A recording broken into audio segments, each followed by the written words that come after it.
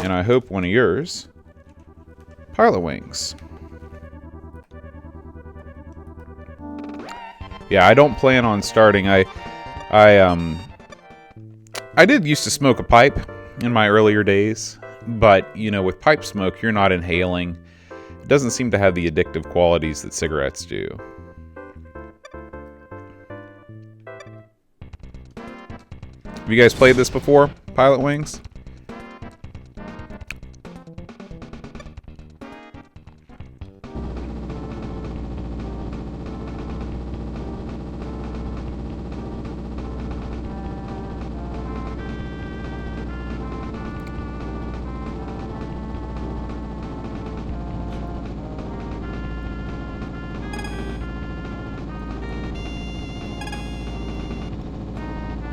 Boy, I'm not doing well. In fact, okay.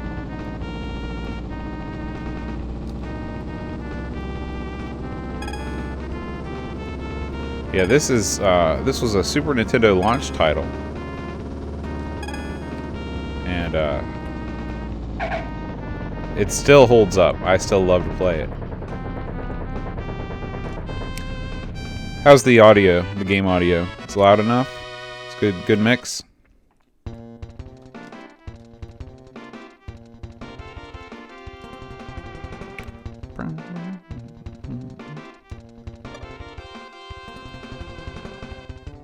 Almost certified.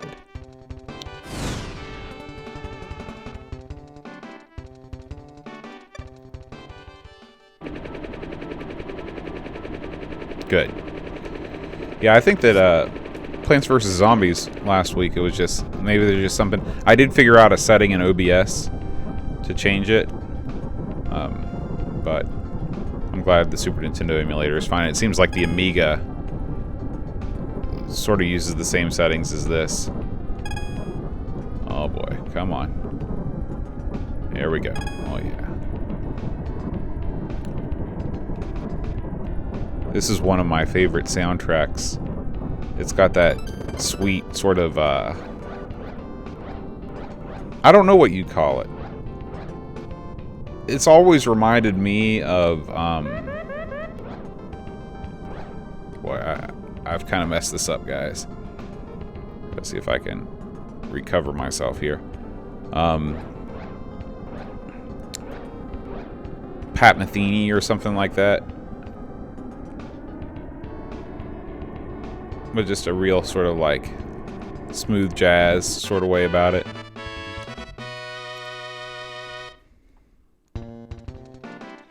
So I kind of blew that, but that's okay. It's enough to get me through to the next scene.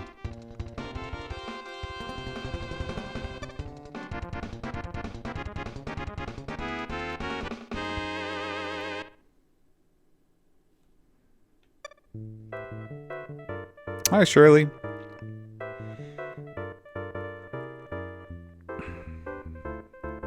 Okay.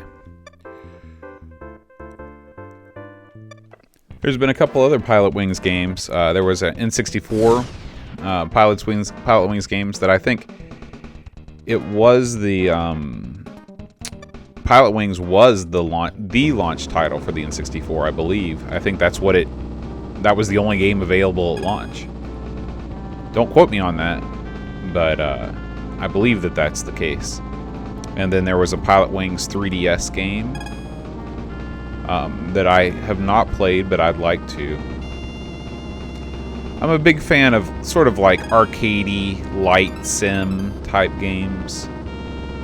I have neither the time nor the inclination to really get into something like the Warthog game or whatever those are on the PC, where you're literally learning how to fly the helicopter for real or whatever. What else did you have on your Super Nintendo, Henrik?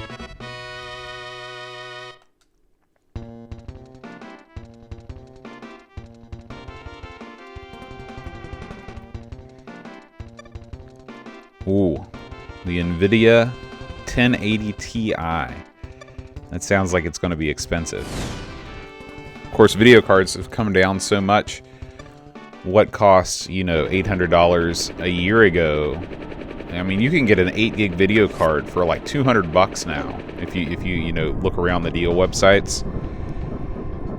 So, I mean, unless you're really doing video or, you know, doing gaming in 4K, or because you know, a normal 980 is only 4 gigs, and it'll do the VR stuff just fine.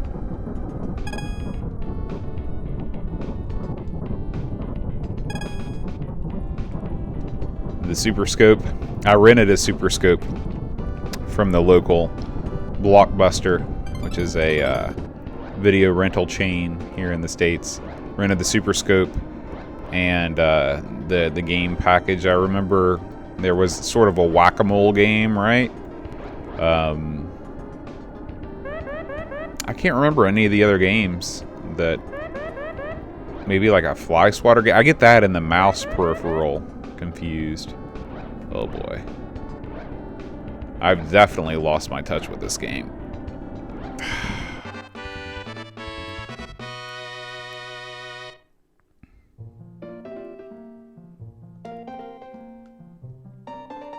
Well,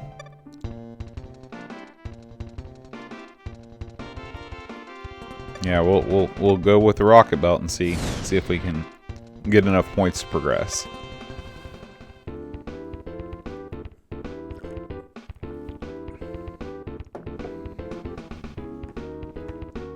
Yeah, this is kind of like a 90s like corporate training video music. I love it. I'm a big fan of the vaporwave genre that kind of remixes this stuff. Do I have any other? Are there any other rings? Yeah.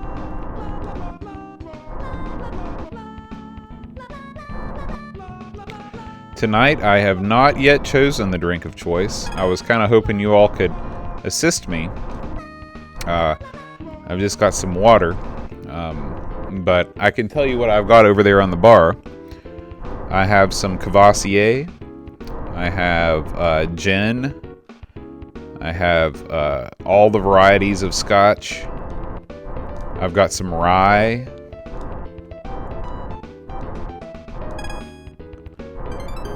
Cold coffee? At this time of night, Pishbot? You're going to be up all night. Am I missing anything else here? So.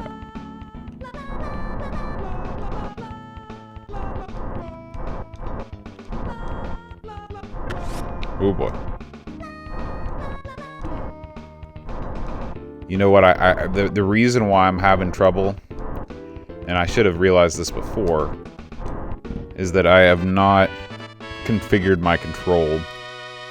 Brandy, man, I wouldn't mind having some brandy. I need to make a run to the liquor store and get some bourbon and get some brandy.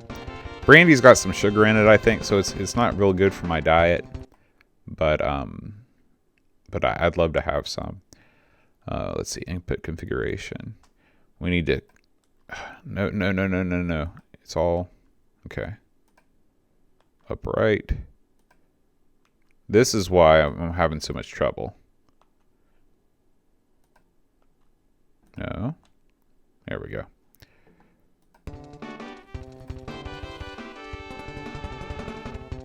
What is the cheap Swedish beer brand? Like here in the States, you know, we've got Budweiser. That's really not even the cheapest. Natural Light is the cheapest beer here in the States. Milwaukee's Finest. Vodka soda for diet? All right, you got it, Pishbot. Or I mean, David. As soon as I transfer from Pilotwings, I'll go up and actually, you know what? We'll just go ahead and do it now. I will be right back, guys. Just continue to entertain yourselves, and I will return. You can have a look here at Lance. I have played Uniracers. I will play Uniracers anytime you want. I'll play it tonight. I'll be right back.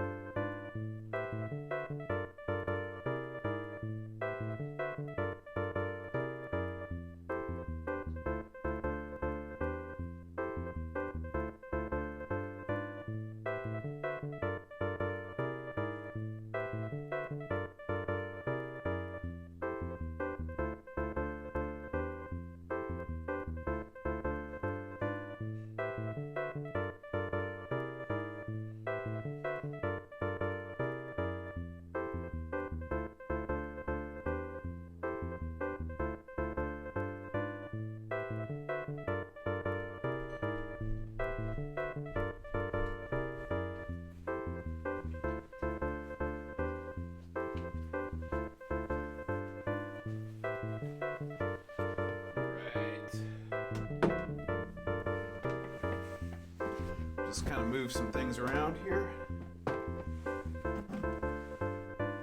Get that water out of the way. Don't need that anymore.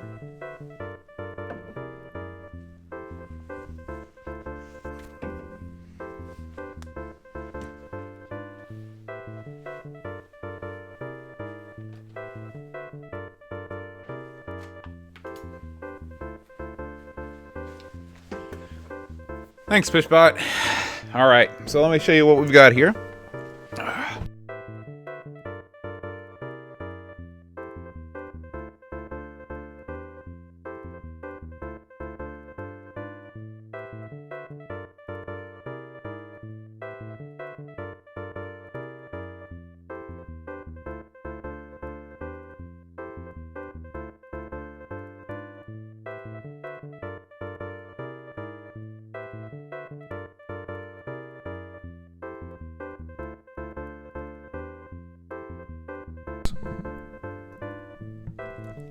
Sorry about that. Anyway, we have here Grey Goose vodka. It says, in the fine Epicurean tradition of France. I can't really remember what Epicurean means. Yeah, I apologize for accidentally. That's the biggest problem with this Blue Yeti, is that the mute button is right on the front. It's right there. And so whenever I move it around, I always put my thumb right over it and mute it. So anyway, got some of that. We've got some vintage seltzer. That's the brand, vintage seltzer. How's the video look, by the way? I am. Is that what that is, Pishbot? Thank you. Well, that's great, because I am devoted to sensual enjoyment. Perhaps too much so. But I tweaked the OBS settings to record in 1080p. So, do I look any clearer to you? YouTube might be, downstreaming it some. Are you able to upscale your video to 1080p? I'm just curious. So, I'll try and film this here. So, just a little bit of vodka. I tend to like my cocktails about half and half.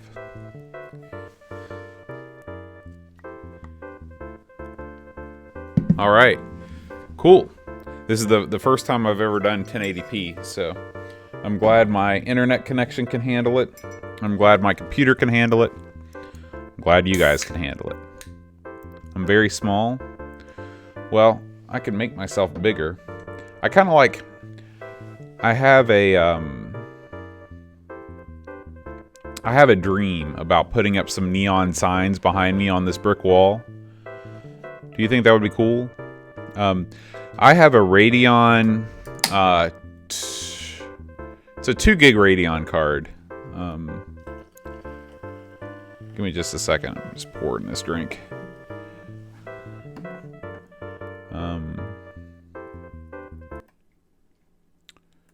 I know you just lost the game audio there. I'll tell you exactly what kind of card I've got.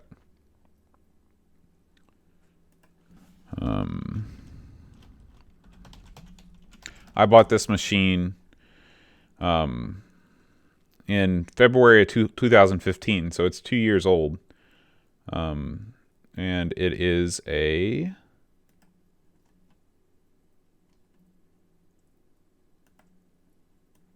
Hold on a second. It's one of those pre-built machines from Newegg.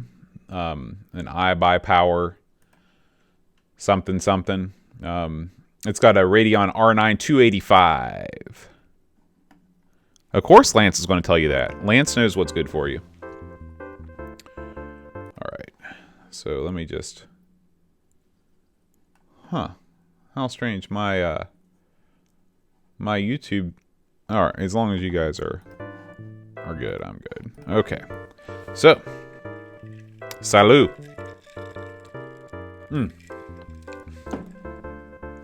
Pretty good stuff. Alright.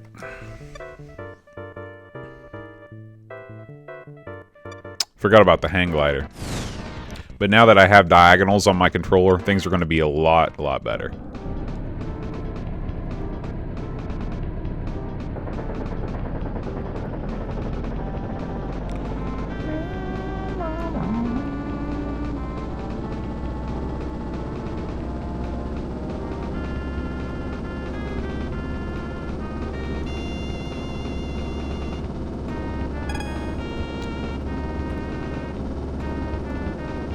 David, I appreciate your little shill plug for the t-shirts on last night's show. We sold 2 more shirts, so it worked. The Amigos love is spreading out. We also picked up a new Patreon person, Ravi from the Retro Hour. I don't know if you guys listen to the Retro Hour, but they're kind of like a real podcast. They're very well produced. They're very slick. It's an interview podcast, and they get a lot of big names.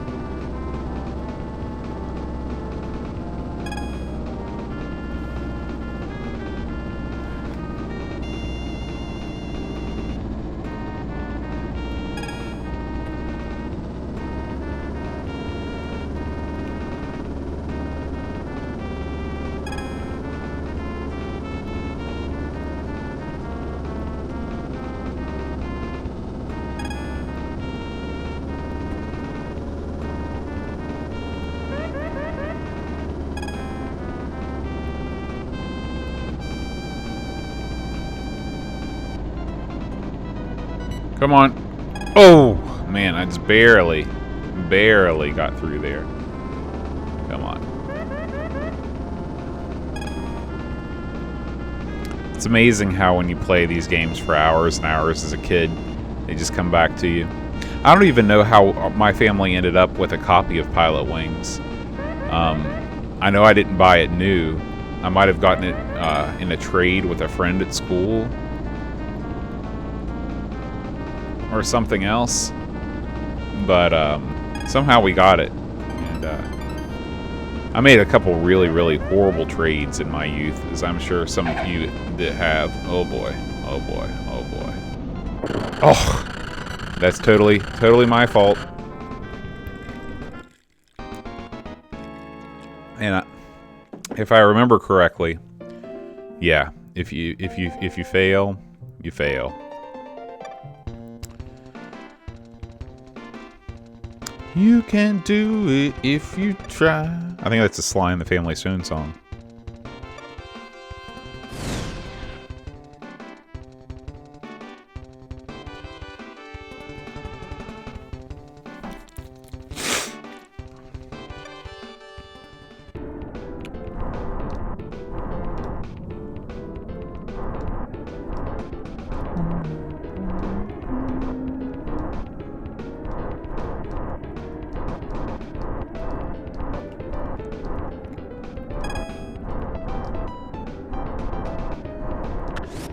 Oh.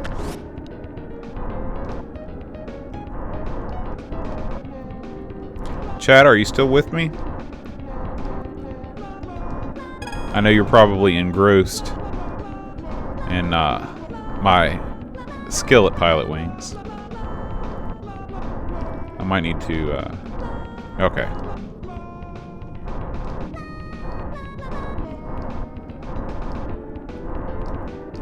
Yeah. It's just a wacky kind of out of nowhere title. You know, this is the Super Nintendo version was the first. It didn't come from a system. This is an example of the Mode 7 chip that was in the Super Nintendo, which allows it to do this kind of 3D-esque scrolling. And I mean, say you were coming from an Amiga, you know, the Amiga was powerful, but it couldn't do this. It just didn't have the hardware. And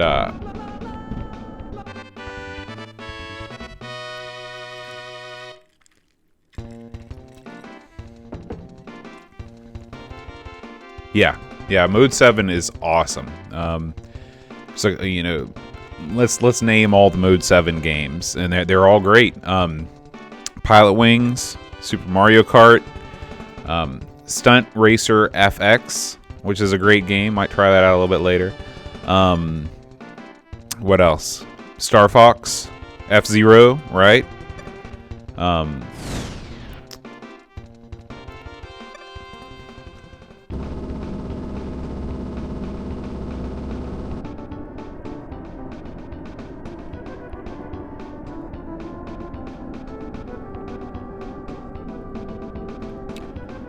Was Super Mario RPG, did that have Mode 7 in it? I know that it actually had like a whole, I think it actually had like a little CPU or something on the chip, on the ROM itself. But I didn't know that it was a Mode 7 game.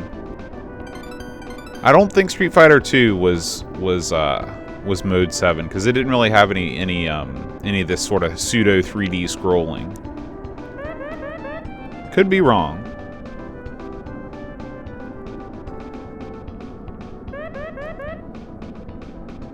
Oh boy, I'm gonna screw this up. Yeah, I'm going into the water. Oh, okay. Chrono Trigger? Definitely. Thanks, Lance. Very helpful advice. On the airship scenes, of course, in Chrono Trigger.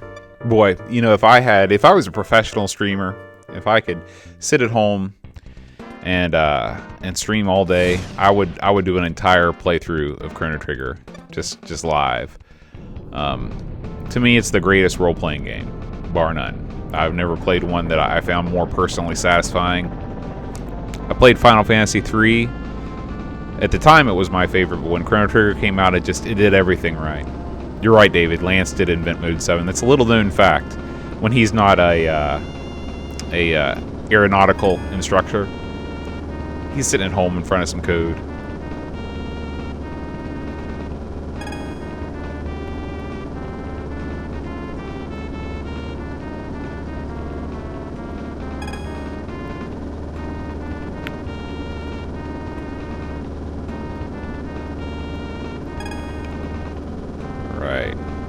Was it warm where you guys are? Was it warm in England or Scotland today? I was talking at the beginning of the stream. I don't know how many people are here, but it was 80 degrees, you know, Fahrenheit, which is like 30 degrees Celsius, which is unheard of in February. So I taught a guitar lesson before I started the stream, and we just did it out on the back deck. Still had enough light left. It was wonderful. Ow.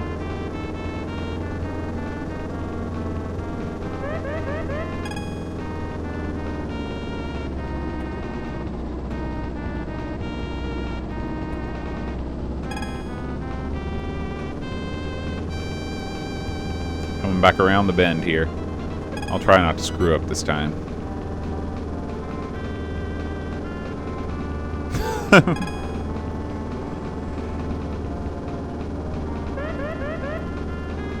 They name hurricanes here. They don't often name just normal storms in the United States.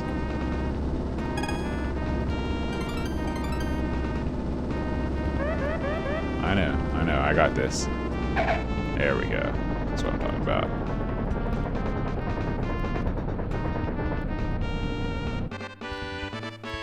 Landing okay. That was an awesome landing.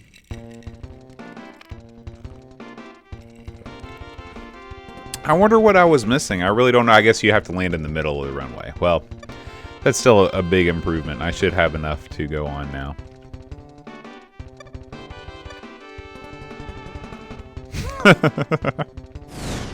That's funny, David.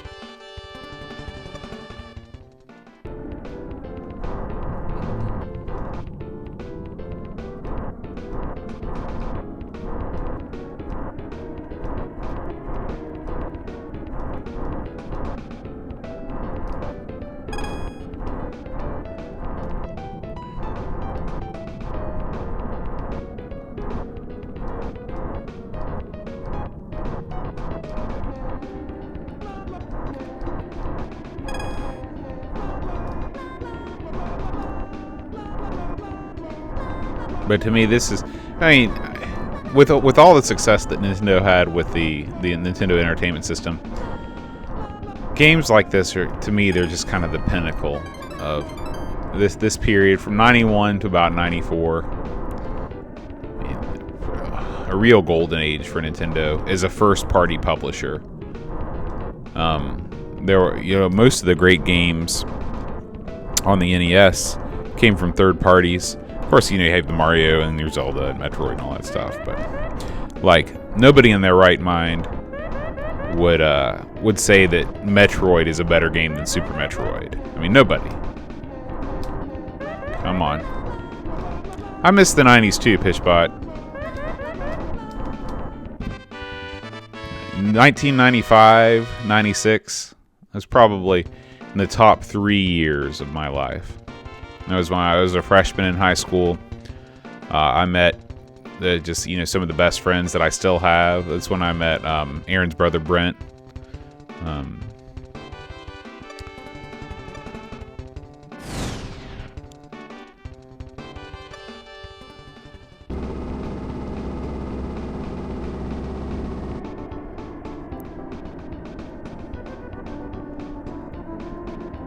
What was your guys' first computer or console?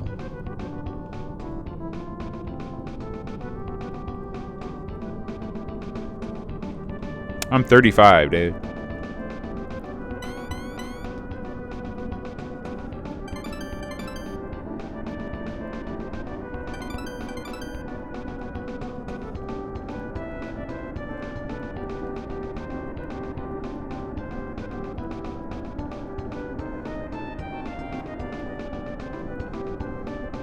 Go. Oh, wait a minute. This is the wrong... I want to land on the land over here.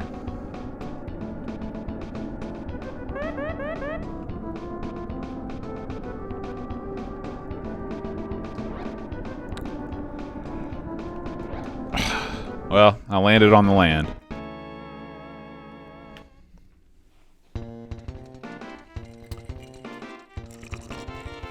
Do you guys still have your original first console / computer?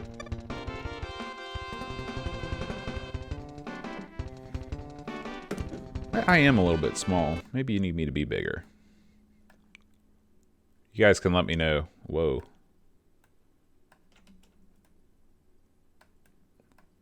Is that better?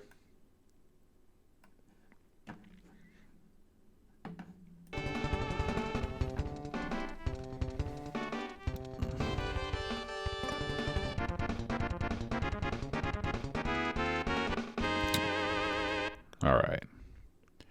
Yeah.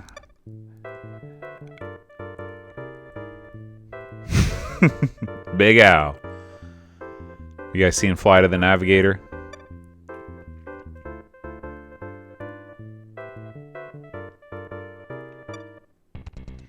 Could have just been an IBM PC. Or a clone, Henry.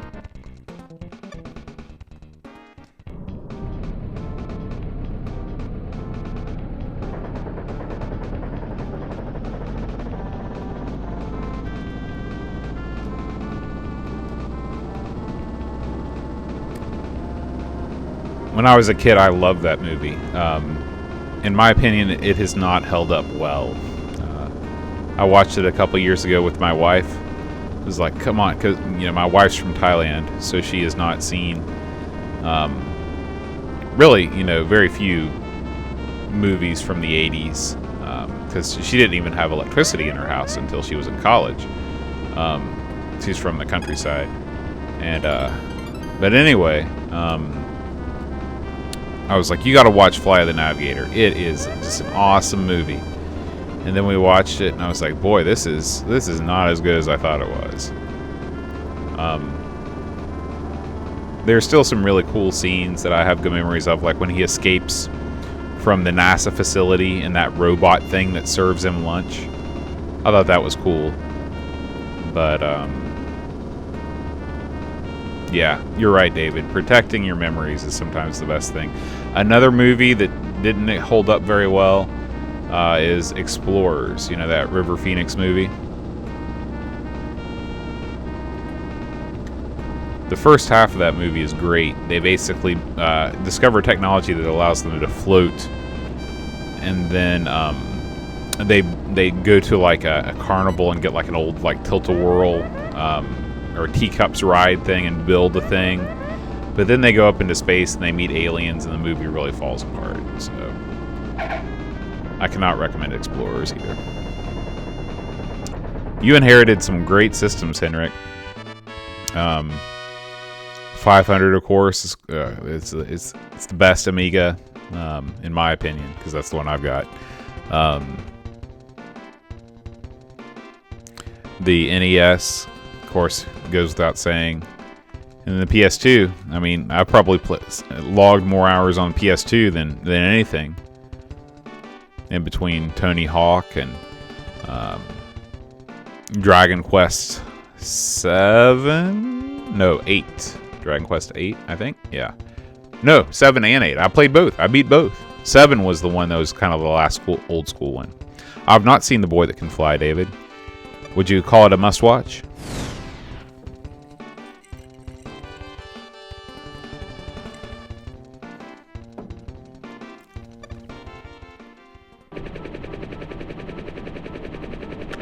Is that a submarine movie? Pishbot?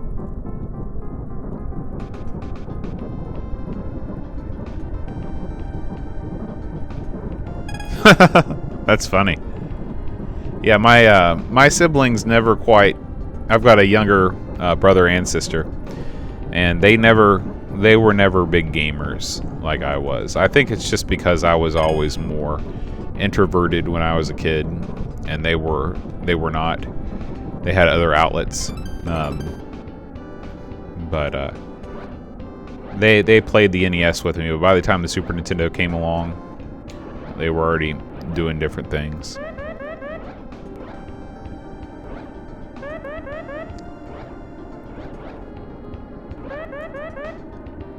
That's interesting, Pishbot. It's sort of like a reverse Wall-E.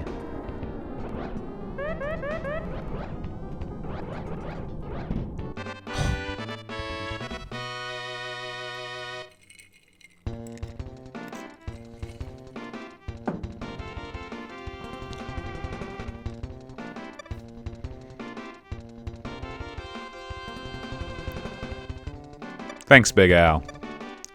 They're always there with the kind word.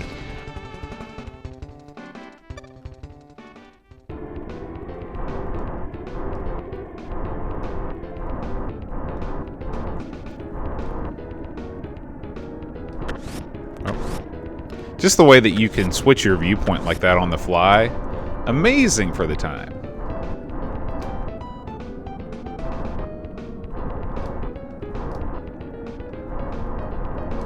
Yeah, Lance is gone. I passed Lance. It's all Big Al all the time now. There we go. I think this is actually the last level I'm going to play of Pilotwings, because after this, you have to play like stages where it basically turns into like a military shooter, and you've got to beat that first one to get to the snow level. But I always just I never liked those levels. It's a one-hit kill situation. That's true. He's like King Arthur. One day, when England is in time of need, Lance will return.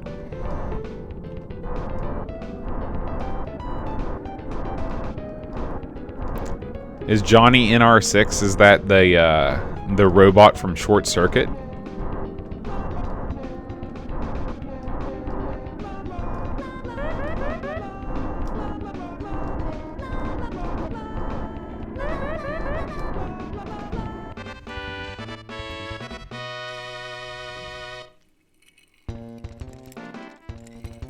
You know, I was reading a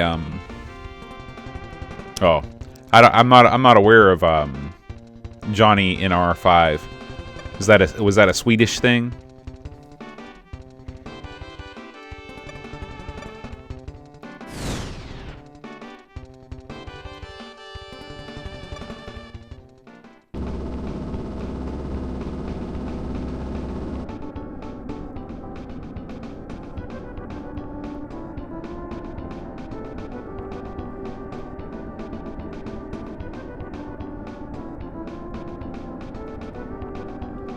Okay, so yeah, it is was that just what he was called? Maybe that was like the translation Or maybe that was his full name and I just didn't know it. I've seen Short Circuit about 200 times, but I've probably not noticed that point of detail.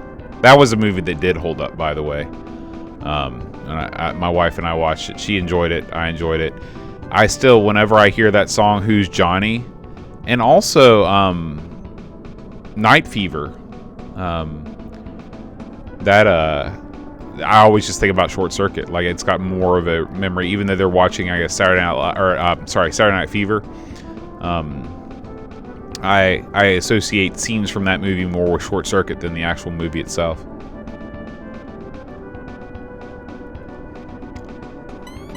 I've only seen Terminator once. I'm not a huge action movie guy. I'm not really a big movie guy. I'm not gonna lie to you. Your mama was a snowblower.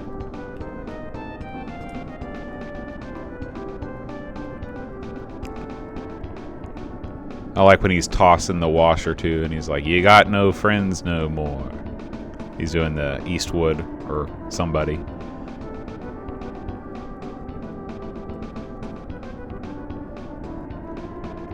Boy, they're making me land on that little thing out there, huh? Short Circuit 2. I have seen Short Circuit 2. It is... I found it physically painful to see Johnny get sort of demolished, you know, when those guys take the bats to him and all that stuff. I didn't enjoy it. I'm not one for violence. I'm a lover, not a fighter. Alright, so I did not pass. But you know what? I feel like we've gotten a good run with Pilotwings, so let's go ahead and switch over to Uniracers. I know Pishbot's played this. Have you guys played this before?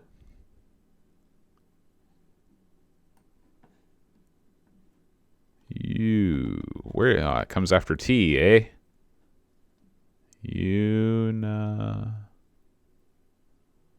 Oh, don't tell me I don't have Uniracers in. Oh, there it is. It's like that's crazy.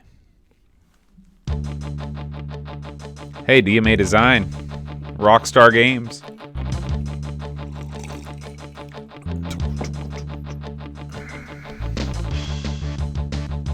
Getting pumped, ready.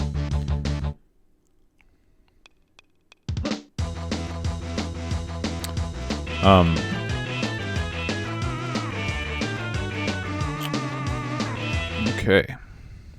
Yeah. Uniracer's a great game. Lots of characters to choose from. I'll be Robbie. On the crawler tour.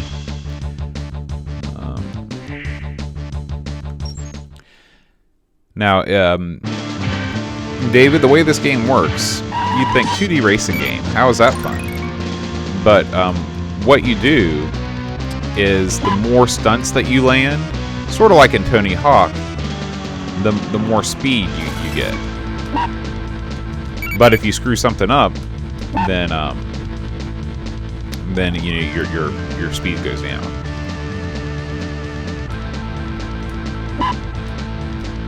There's not really much you can do. I guess that's animation's very cute.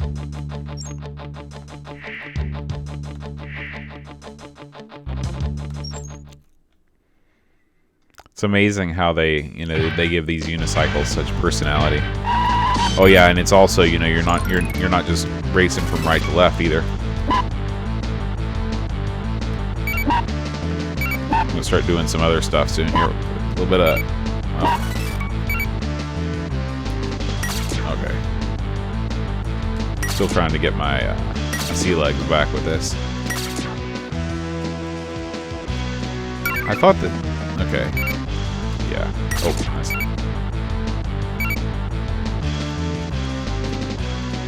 Yeah.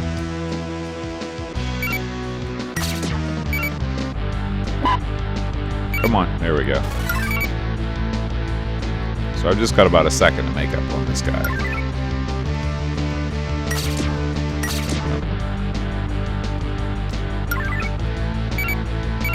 That sounds great, Pishbot.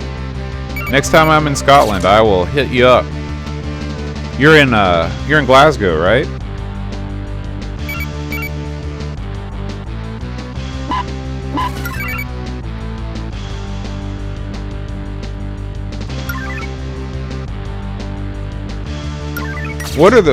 What are the rules on kilts? Do you have to have a clan to wear a kilt in Scotland?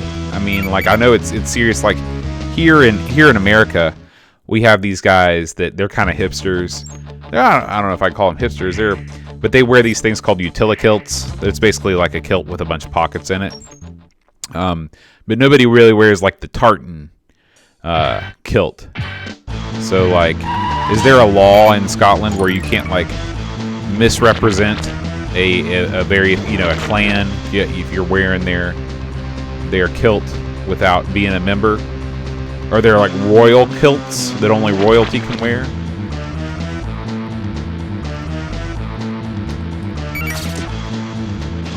How much does a kilt cost? If I wanted to order a kilt from Scotland, how much would that set me back?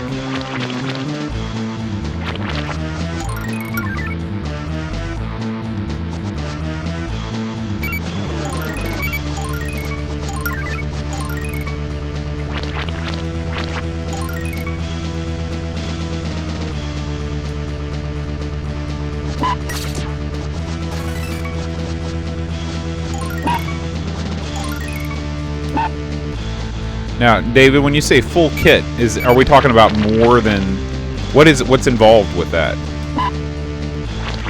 What?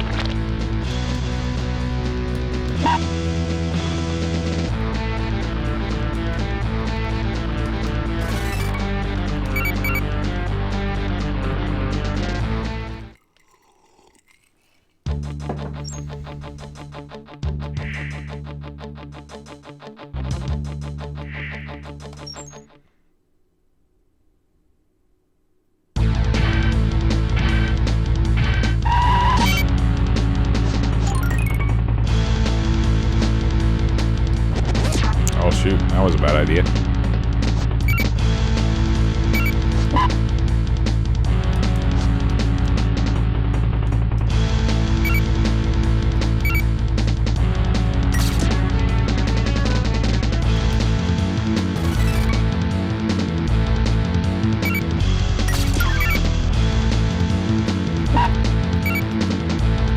Okay, I would like you. Can you explain to me the sporan?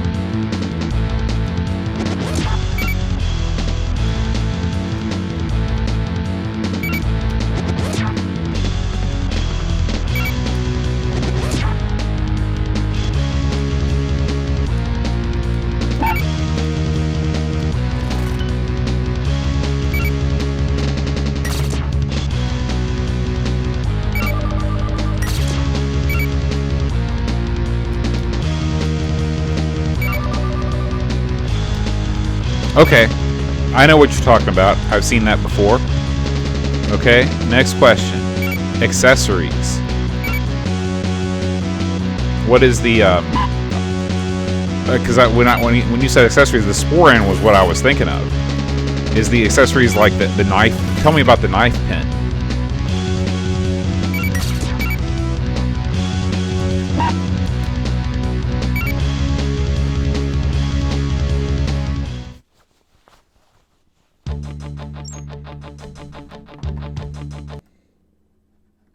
Sorry about that, guys.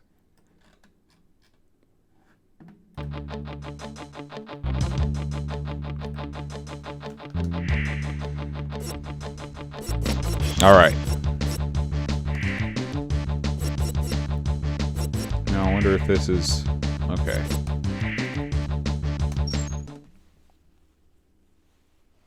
Ooh, that's cool.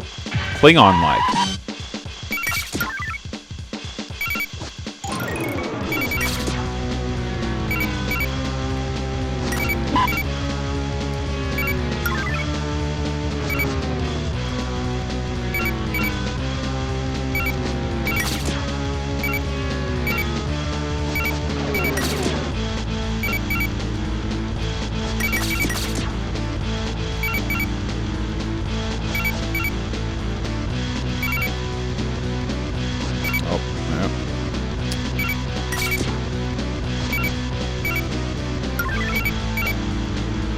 Boy, I'm just not doing well with this.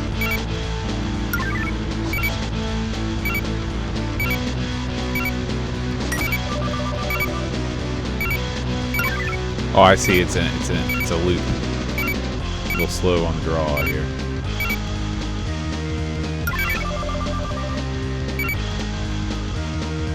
Skiandu.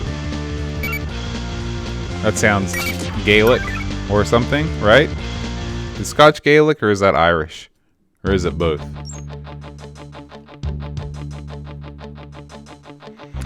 Alright. We're done with Uniracers. I'm terrible at it. But I would like to show you another Mode 7 game. This is, where is it here? Stunt Race FX. Okay. Alright. I'm going to go run to the restroom real quick. I shall return.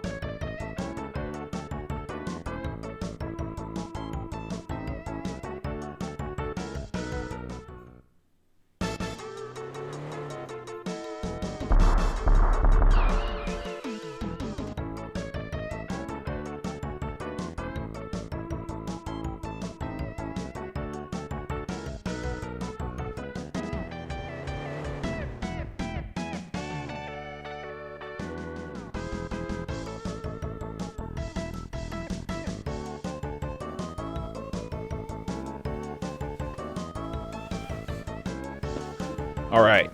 Yeah, this is a great game. Very underrated. This takes the idea of Stunt Car Racer and sort of modernizes it. So, we'll stay with it. This is... You only have 4 cars, I think. Or maybe even 3. This is your all-around guy. This is your sort of, like, Toad. So this is kind of like... If you want to think about it in terms of Mario Kart... This is Mario, this is Toad, this is Yoshi. I guess it's kind of like Mario and Bowser. I don't know. Maybe we shouldn't have gone down that road. Anyway, you can tell that this was Brent's ROM set before, because it's got his initials in it. Oops.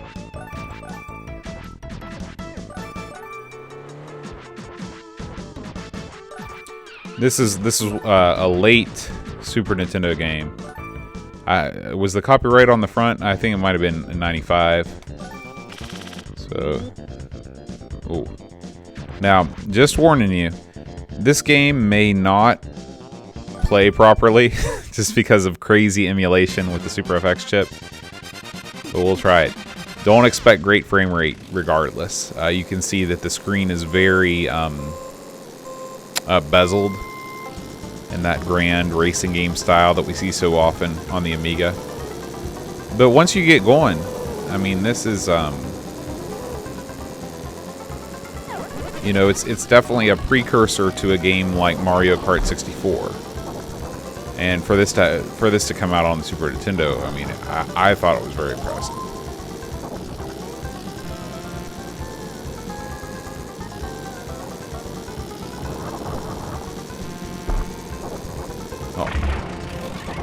Trying to decipher Henrik's. Tonight's day's dirty. Oh, I see. Okay.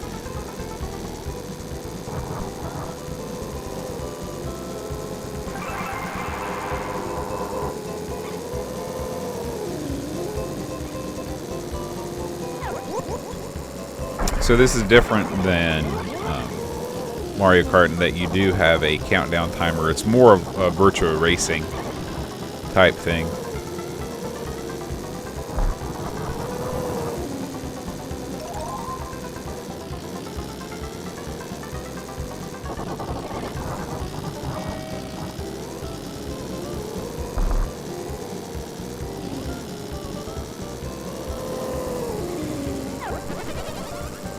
I'm not really sure what those things are that you pick up.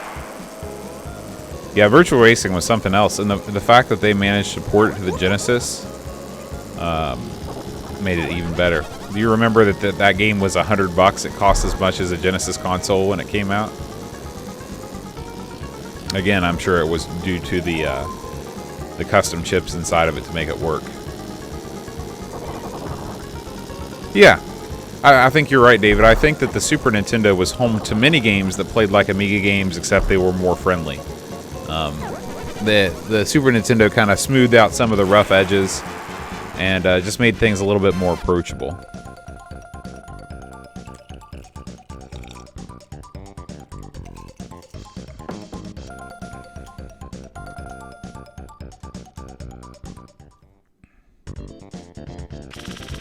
Let's try the Aqua Tunnel.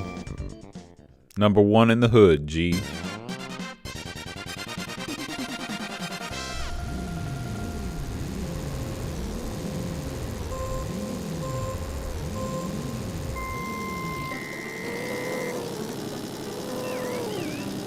No, I just leave it sitting out. I had ice in there, though. I'm so used to drinking scotch that pretty much all my liquor I can drink neat if I need to. But I'll tell you my problem. My problem is with seltzer water. You know, I buy it in cans, so I know that it stays carbonated, but it seems like the minute you pour it over ice, it loses all of its carbonation. And I don't know if there's a bartending trick that can kind of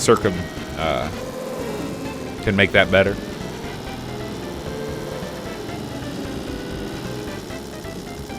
Really, David? All right, I will take you up on that. I'll throw some in the freezer.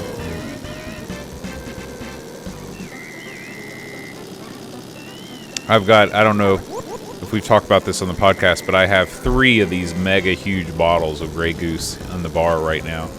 Every Christmas, our buddy Matt always gets me a bottle of Grey Goose and a bottle of something else.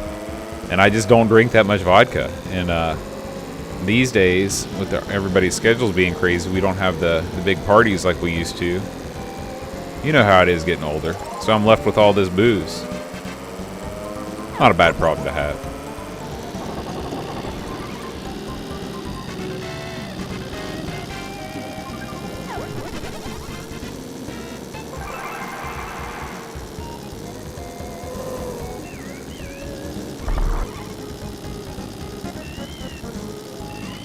Yeah, I've heard that before. I used to keep stuff in the freezer, and then I just stopped. I just figured, you know, that's an extra trip upstairs I don't have to make. What I'd really like to have is a downstairs fridge and keep, you know, cold beer down here and stuff. But again, why bother? Because the only company, seriously, the only company these days I have anymore is when Aaron comes over every week to do the podcast. So it's not like it used to be.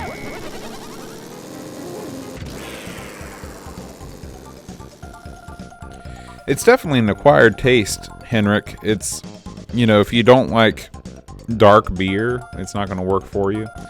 I prefer Guinness Extra Stout myself, but I prefer a lot of other beers to Guinness. You ever see Samuel Smith? They're in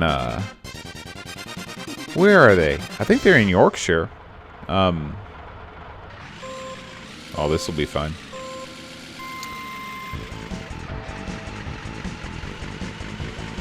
But I love Samuel Smith's Oatmeal Stout. It is my favorite beer in all the world.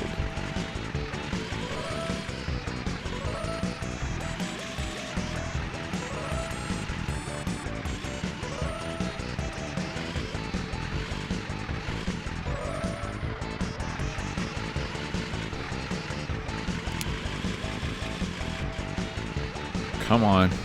Magnum PI. Yeah. Or what was the Spy Hunter where you drive into the back of the truck? Oh boy.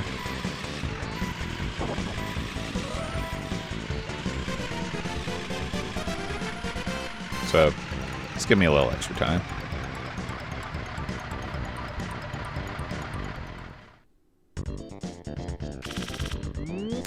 Alright, check out Sunset Valley. You know, the thing that I don't like about, really, and this is a stupid thing, but,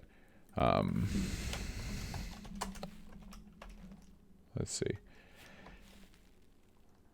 Yeah, it wasn't a Knight Rider where he, let's see. Racer. There we go.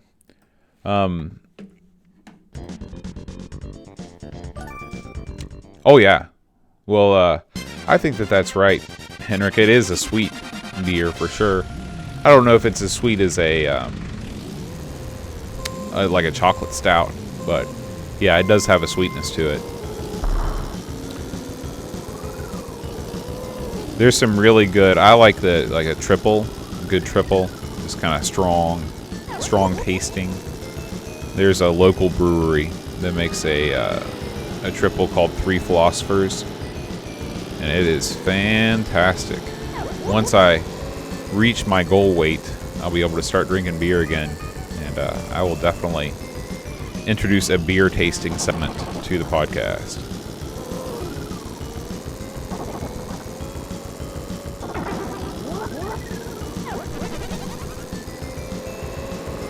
Oh, it's giving you extra time. That's what those things do. It's all about the time.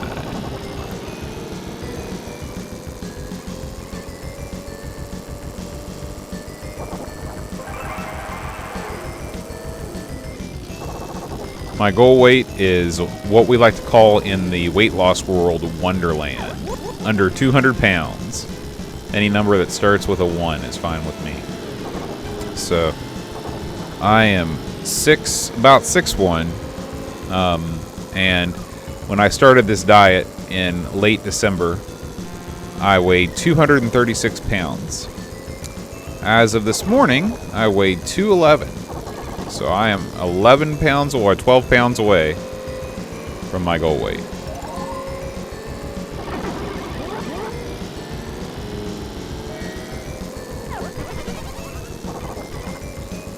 But I'm pretty happy with my progress. I tend to lose about a pound every 2 days, as long as I haven't done anything dumb.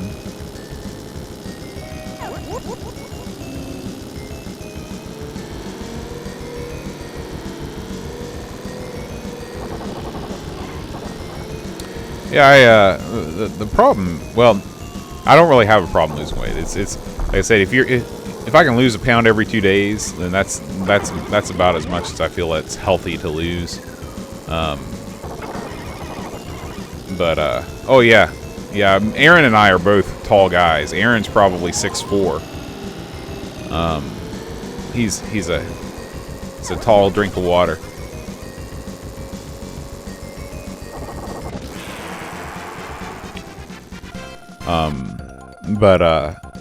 I need to get back on the treadmill, and the problem is just I don't have Mondays. I don't even come home until after 9 because I'm teaching in university. Tuesdays I can do it as long as I don't have real estate gigs.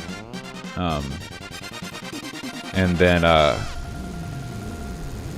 yeah, Aaron's he's a big guy. If you ever see him, I know it's hard to tell because we're always seated whenever you see us, but yeah, he's a tall man.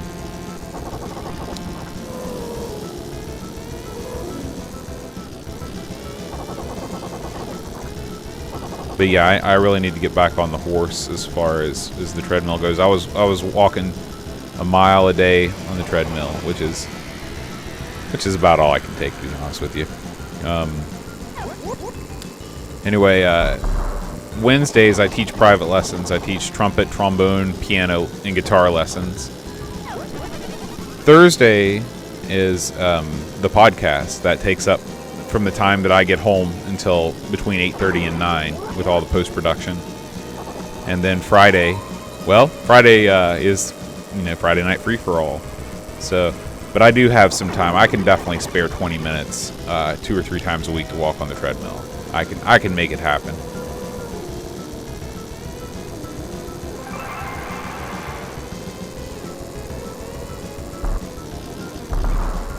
This game is great, by the way. I have not played this game in probably 20 years, seriously.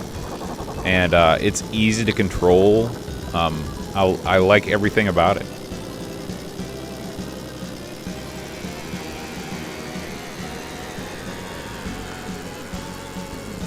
Well, Pishbot, I'm glad you're here.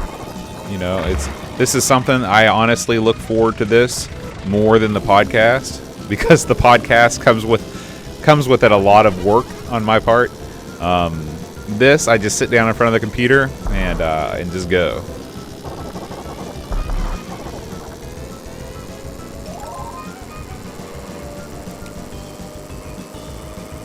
I don't know if you can tell on the podcast, but I'm just perpetually anxious about, technology issues. When we started it was just audio. And even still, we still had episodes that we have to re-record because something would go wrong. We were using a crazy setup with 2 USB mics and this third-party thing.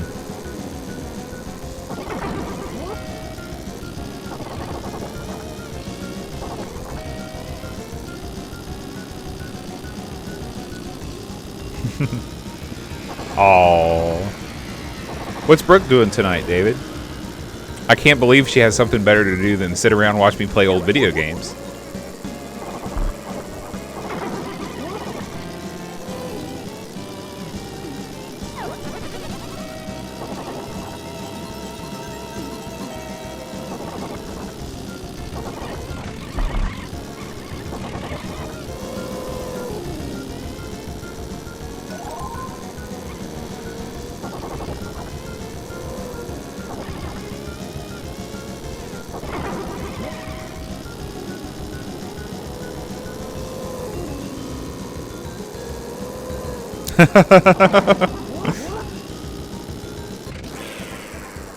Well, I don't blame her.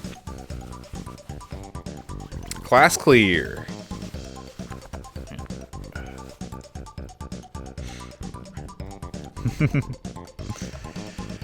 Oh, Henrik, I never did hear about what your Swedish beer was. That cheap Swedish beer you were drinking. Go ahead and mix myself another one of these.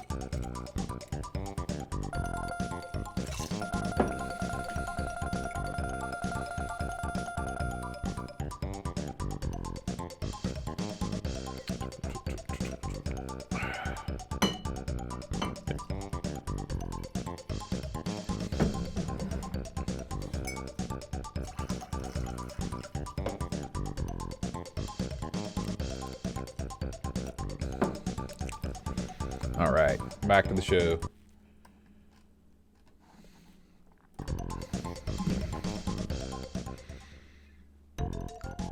King beer.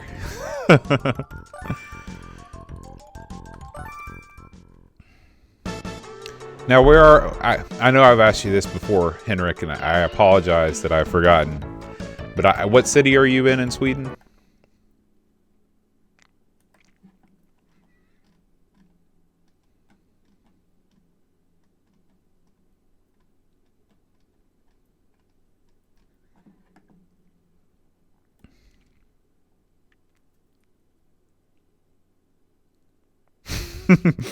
I forgot that you guys were a monarchy. I think it's great. I'm all for countries that still have that sort of ceremonial position. Let's switch gears for a little bit. Hey Gary, welcome to the stream. That's right, the island.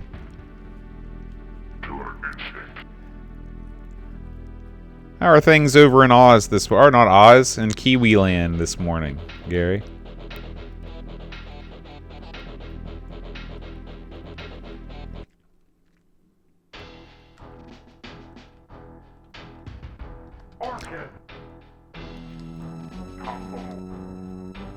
Kalmar. Does that translate to anything, or is that just a name? Yeah. This is really the only fighting game that I ever really got into.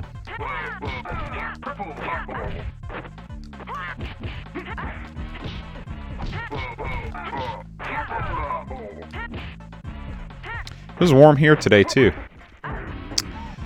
This is your summer, though, right?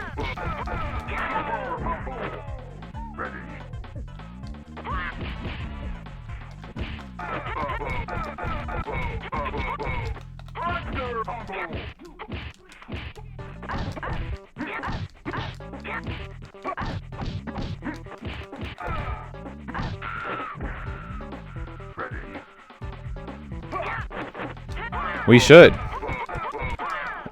There's enough of you guys in the UK and in kind of, you know, closer environs in Europe that you could easily make that happen. I know that Chris Folds is definitely up for it.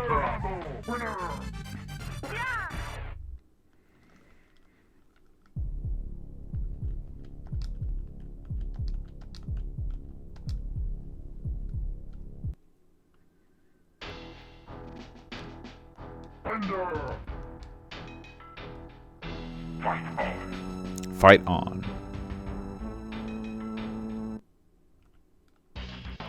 Ready.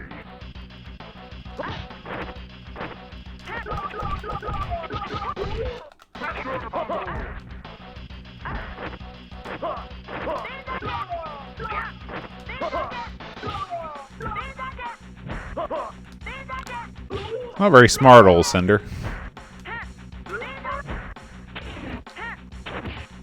Oh, come on. You know, as great as this Wii Classic Control Pad is, it doesn't have the same feel. You know, you get so, with fighting games, you got to be so particular to what you're used to.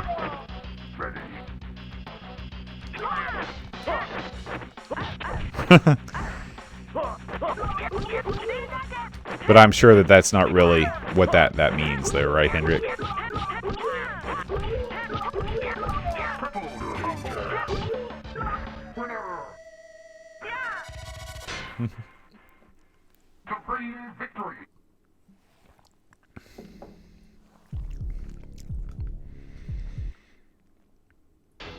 All right.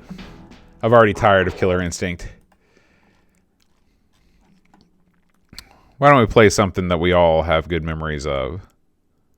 Something like a little bit of Mario Kart.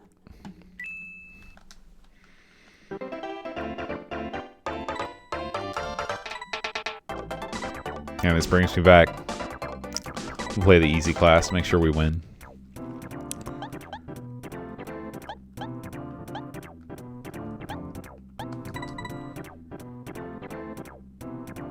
Hey, Bela.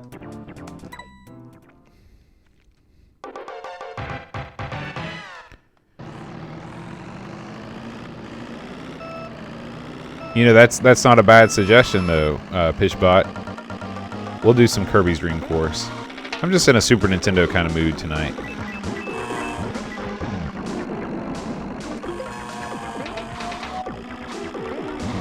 I was watching a speed run of this, and it's amazing the times that people get. You know, they've planned these courses out so exactly. I don't know if you guys have ever watched any of the like Awesome Games Done Quick or any of the charity speedrun events, but the amount of time is insane that these guys spend perfecting these games.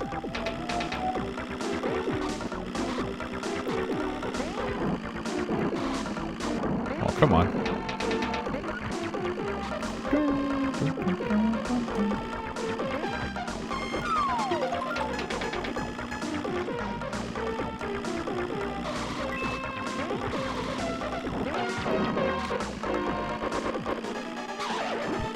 One thing that I really miss, I've been playing some Mario Kart 8 on the Wii U, and I think that the first Mario Kart game is the only one that does this, but it tells you your time relative to everybody else's times.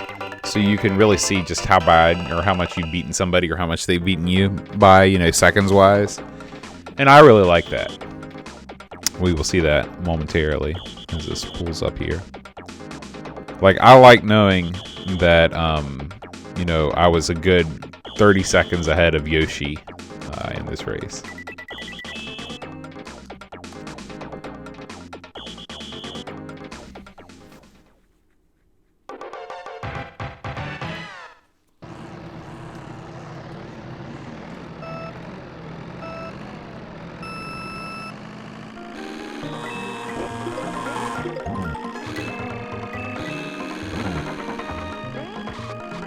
Hey, Bele, isn't it really, really super late where you are? I mean, it's late for these guys on sort of the eastern or the western part of Europe, but you're in a different time zone, aren't you? Aren't you another hour ahead or so?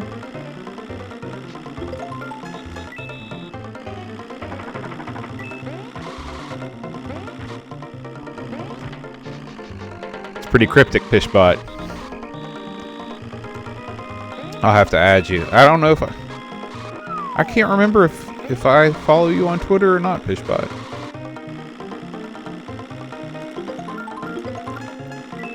I thought you were in Hungary, Bella. You're in the same time zone I am.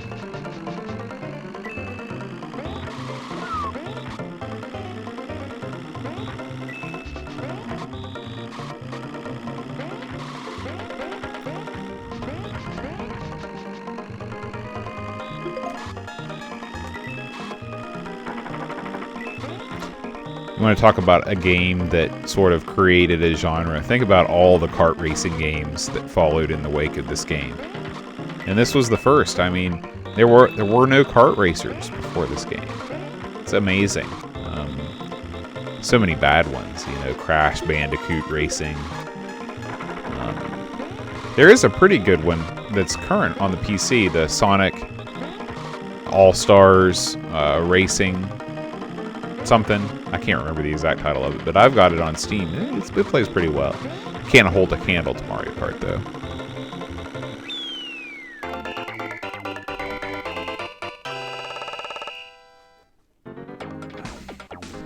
Huh, interesting. So,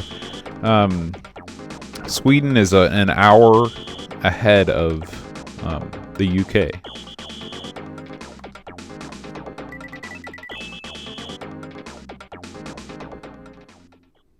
Yeah, Gary, you're already into full weekend mode, huh? Gary, what kind of camera did you use to film that 3000 video? That A3000 one, the assembly video? Shoot. I know, I'm out of coins.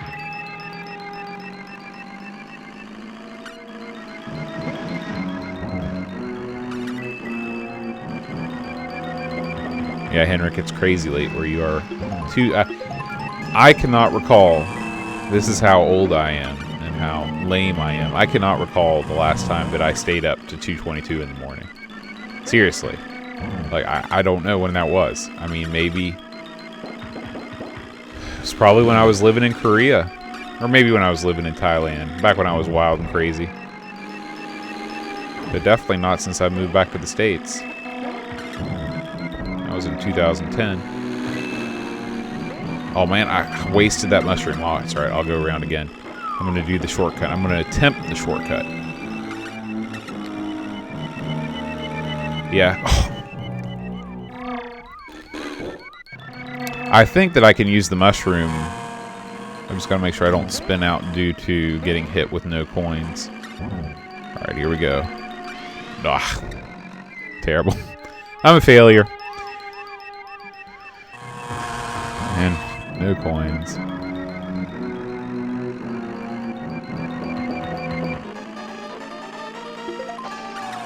Well, when you were making the videos, I mean, it's a movie camera, right? I mean, is it a micro four thirds deal, like one of those pen things, or?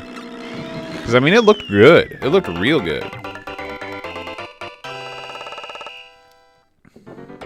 Well, I'm glad you guys are night owls, because otherwise I'd be pretty lonely here by myself on Friday nights. My wife is a waitress. I think I've mentioned this before at least 1,000 times, but she doesn't get home until about 10:30. So normally I'm just sitting around, you know.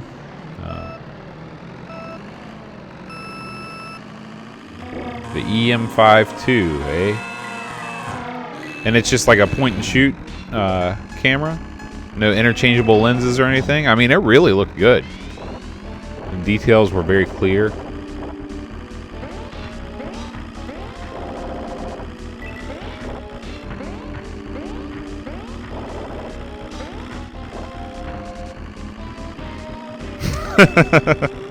Oh, Lance, we'll never forget you. And your eyebrows and your somewhat of a blinking problem.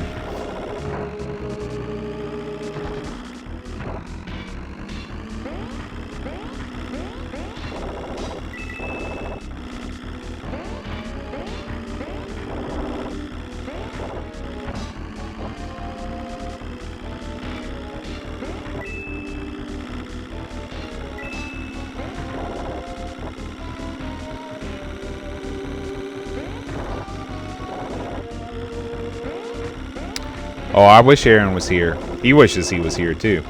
But Aaron's a family man. You know, his first allegiance is to his son, and so I'm sure that they are getting up to something. I keep telling him he needs to start live streaming, though. He doesn't really have the. He's got a camera. He's got everything he needs. I don't know why he doesn't do it, but. Actually, I guess he probably runs into a lot more interruptions.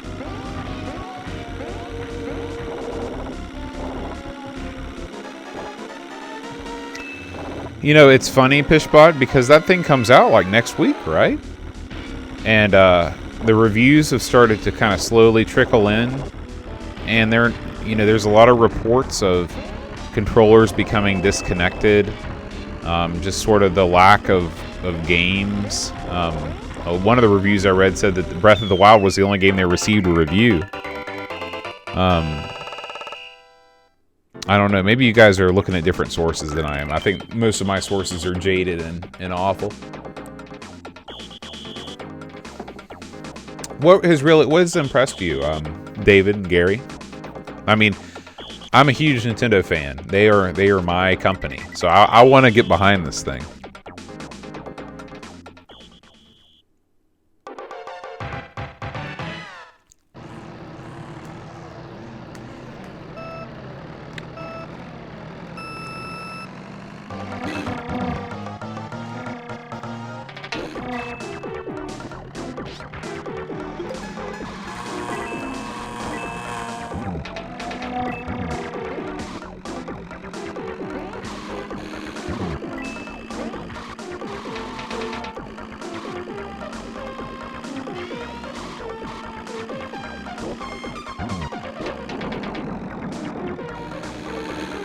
Oh.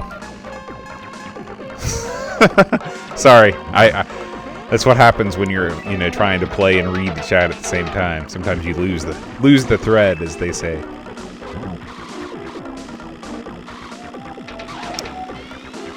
Here's some news, guys. I bought a drone this morning.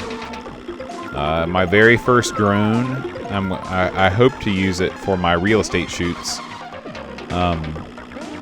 It is a DJI Phantom 3, which is not the latest and greatest. That would be the DJI Phantom 4. But it is still, it's 2.7K, which is more than enough for me because everything that I put out is 1080p. It's the greatest.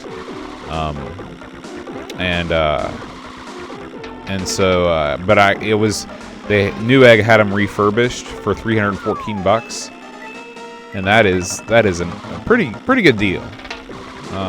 It was just sort of the right place at the right time thing. I was contemplating getting a new camera because, like I said, the real estate season is heating up.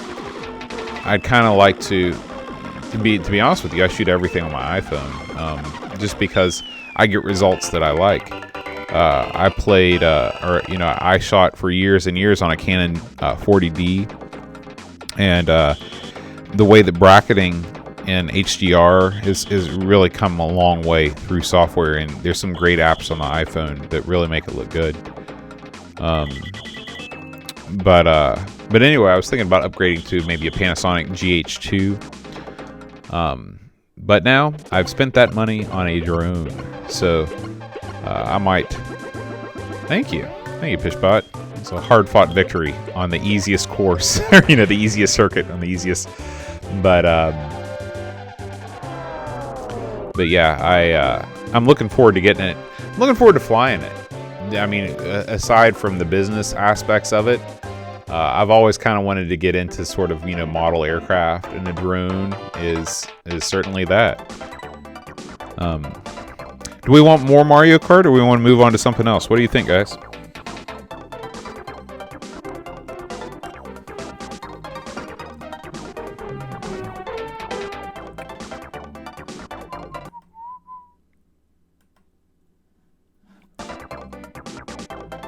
Sorry, every time I click out of the Super Nintendo emulator, the sound stops. I'll play some more. Yeah, I'll basically what I do is I take house video, tour videos, and stuff like that. And so for exteriors, a lot of people really want drone footage. You can even do interiors with drone. You can basically set up a sort of a I can't think of the photographic term, but basically a long traveling sideways shot.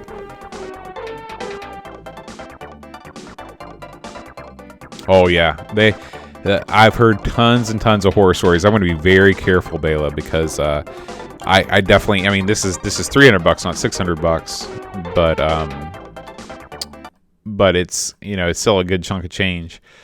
What's really cool is that the controller, the app, like the official DJI app, actually comes with a drone flight simulator. So I can connect, the phone to the controller and pretend like I'm flying a drone through my phone screen.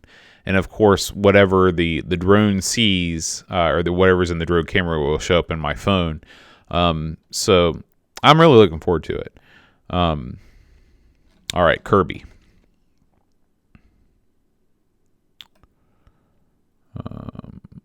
Dream Course.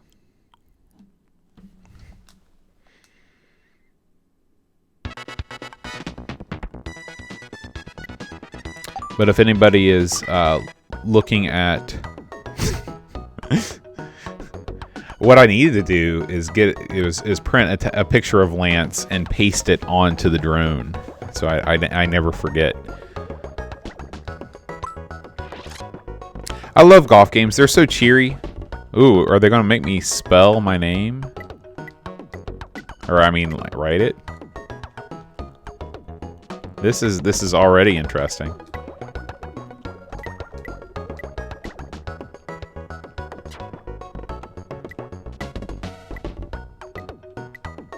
Oops.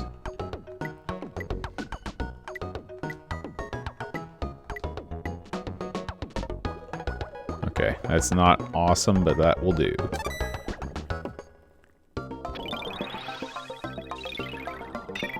Yeah, I hear you, Bela. Like I said, this one, you're in the States, you're not allowed to fly over 400 feet anyway, because then it gets into the way of commercial airspace.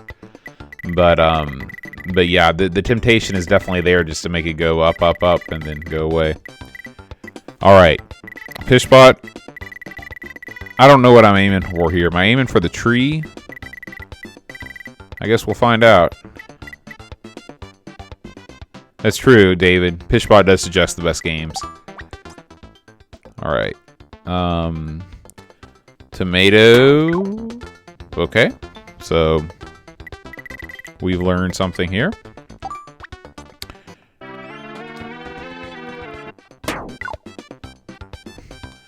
Okay. Still. Oh. Okay. Okay. I'm pretty sure I'm aiming for the tree.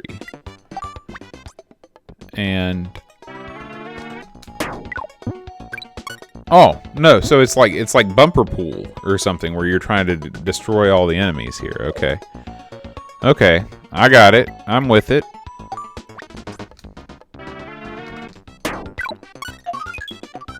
And then the hole appears. Okay.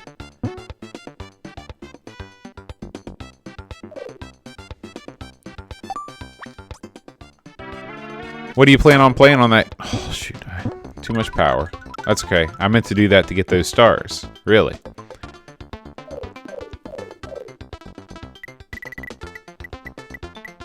I didn't get the stars. Oh. Okay, so I failed. That's okay. It's a learning game.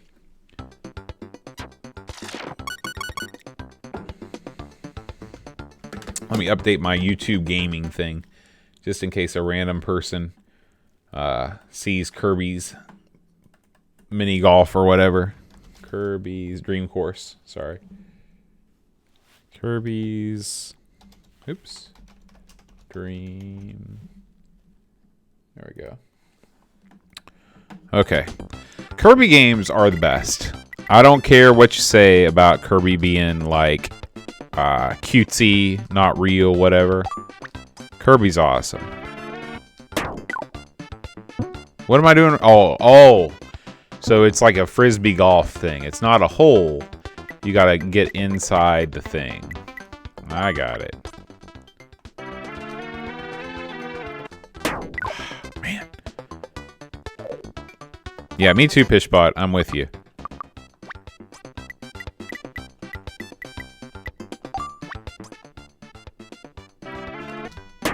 Come on, come on. Okay, so I guess it is a hole, kind of. So I just hit the rim.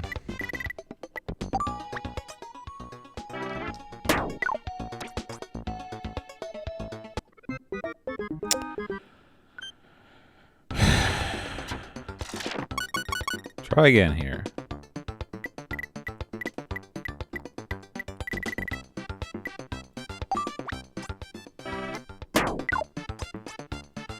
Alright, Pishbot.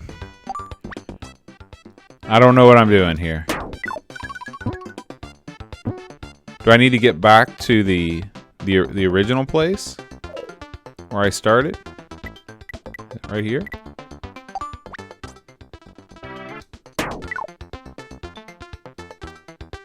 I mean, that's...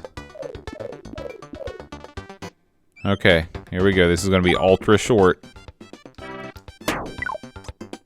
Man, you're not kidding. You just need a little bit, just not a lot of power at all to get in there. Okay, we'll just start over again.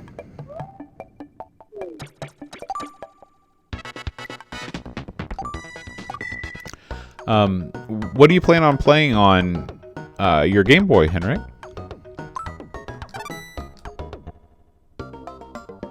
I know. Smooth like sandpaper.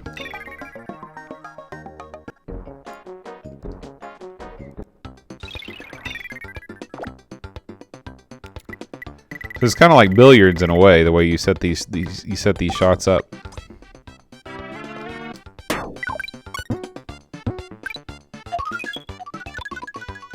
Come on.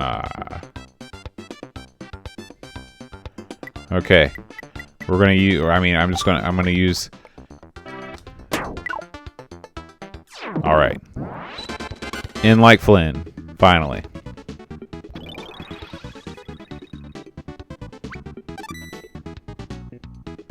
This is great. This is already one of my favorite games of all time on the Super Nintendo. I've never played it before. Gauntlet 2, that sounds great, David.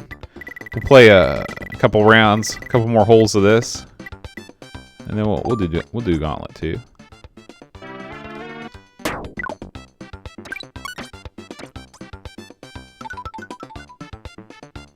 Come on. Come on. Oh!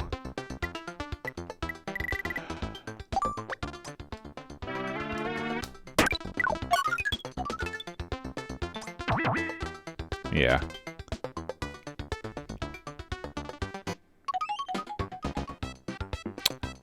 You know, this has got a certain monkey ball, Super Monkey Ball way about it too. Have you guys played those games before? On the GameCube. Thank you guys. I appreciate you making me making me feel good about my huge lack of skill. Oh, come on.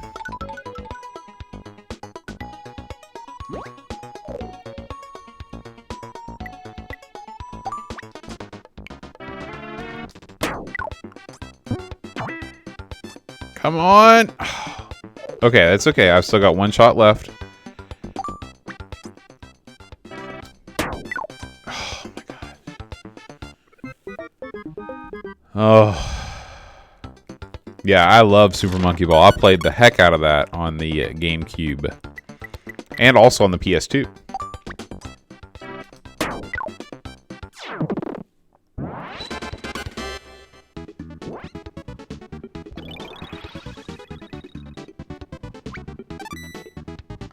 That score is not going to win any tournaments. Okay.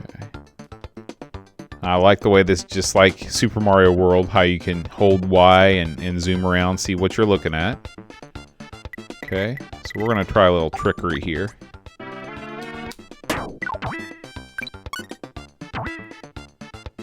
All right.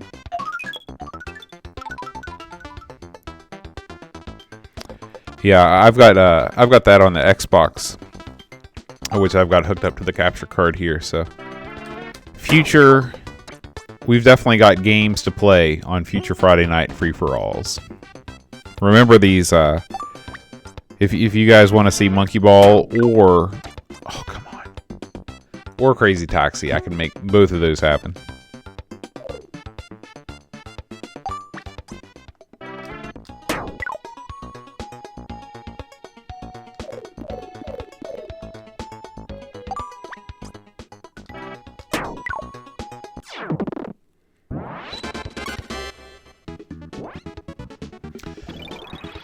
I think the Batman game is pretty good on Game Boy. And I think is it Batman Return of the Joker or something like that. I want to show you guys something. Speaking of Game Boy, it's boat story time again. Let's go back in time a little bit. I'd like to show you my previous Game Boy collection.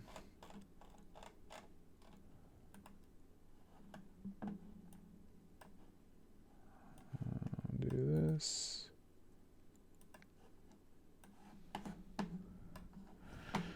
So back in the day, I used to have a bunch of boxed games. I actually ordered these English games from somebody in the States and had them shipped to Korea. This picture was taken when I was living in Korea. Then when I was in Japan, I bought the 20th anniversary Game Boy Micro, the Famicom edition. This was before it was available in the States, so back then it was more of a big deal. And my all-time favorite Game Boy game, Mario's Picross. And I'll show you something else that is that you might not have seen before.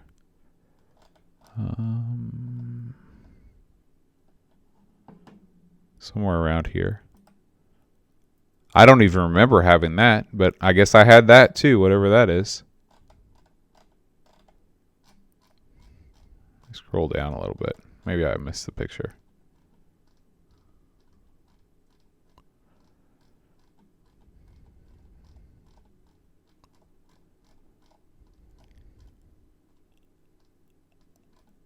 I took a lot of pictures of this Game Boy Micro because, like I said, it wasn't available in the States at the time. Ah, there it is. Have you guys ever seen one of these before?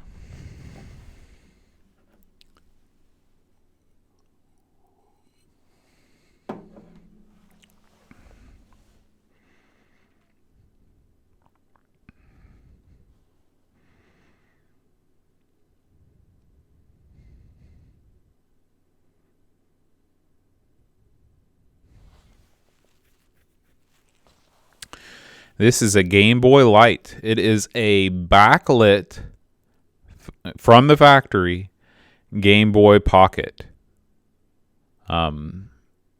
It is it's exactly like a Game Boy Pocket, except it's got a backlit screen, an awesome backlit screen. And I had one, and it was great.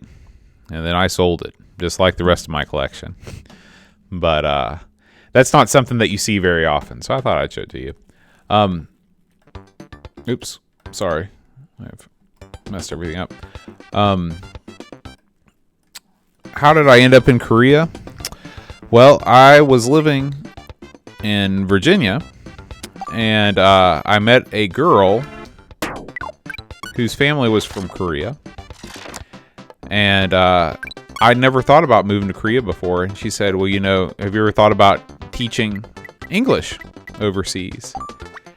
And I said, yeah, I thought about teaching in Japan. And she said, well, you should think about teaching in Korea.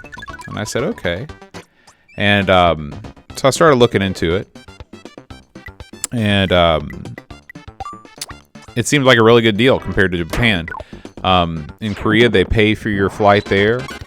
They pay for your apartment while you're staying there. And then they pay for your ticket home when your contract is up. Japan didn't do any of that.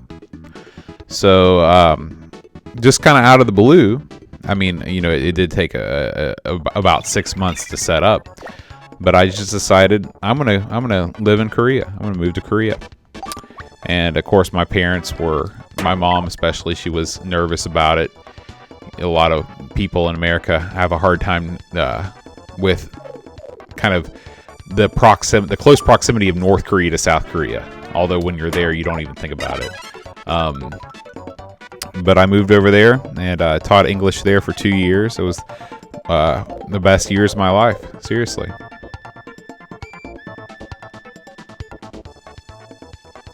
Yeah, Game Boy Lights are hard to, I mean, I don't know what they're going for on eBay these days, but they are, I'm sure they're pricey.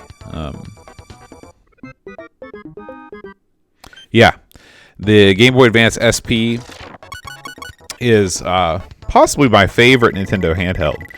I had the NES edition of the Game Boy Advance SP, and it was fantastic. It was the first GBA with a lithium-ion battery. The screen was bright. I loved playing Advance Wars 2 on that thing. Man, I am soliciting ideas for how to get past this, because I'm really struggling here.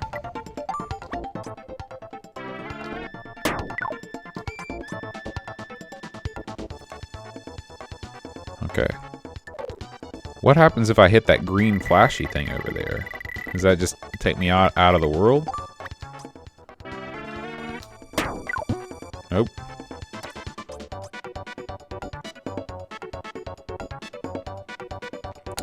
Did you sell your SP off to Pishbot?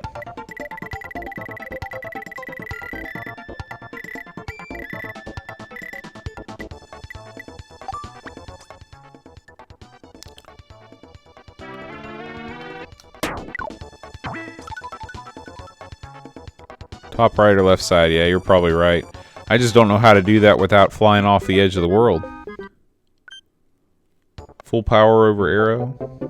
Well, anyway, I feel like we gave that a good shot. I will return to that, Pishbot. This is not the last time that you've seen Kirby's Dream Course. We will play this again. But for now, we are going to move on to David's choice, Gauntlet 2. David, let's see. Looks like we are going to move. We're actually going to move systems too. So let me go ahead and open up. MAME. So I've got MAME on my D drive. So I'm going to have to get that up and running here.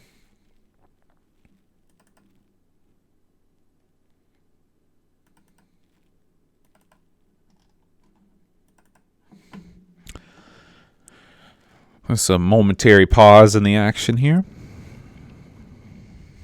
Okay, Gauntlet 2.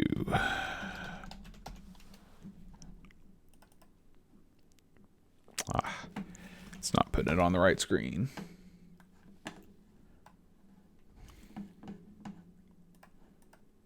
Okay.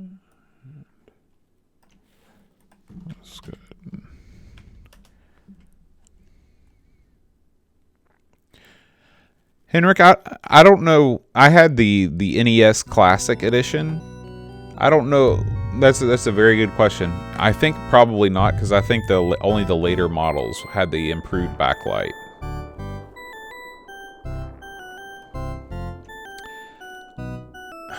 I wish I'd kept my PSP for emulation purposes, Bela.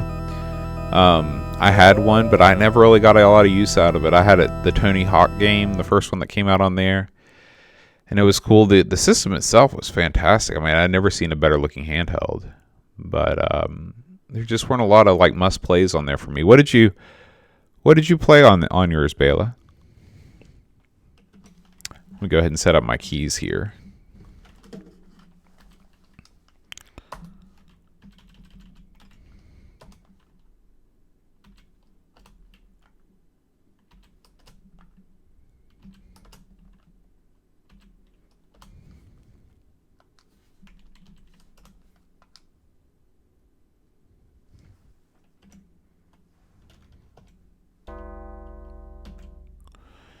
And we'll be the elf.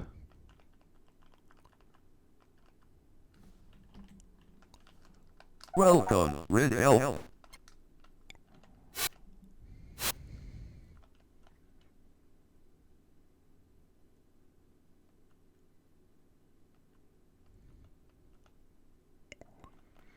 I don't understand, Henrik.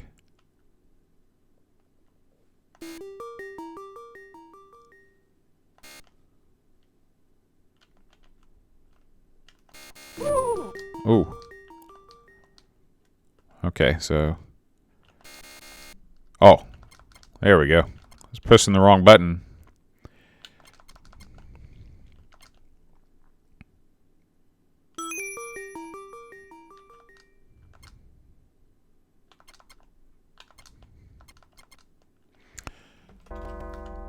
Let's go ahead and give myself crazy amounts of health.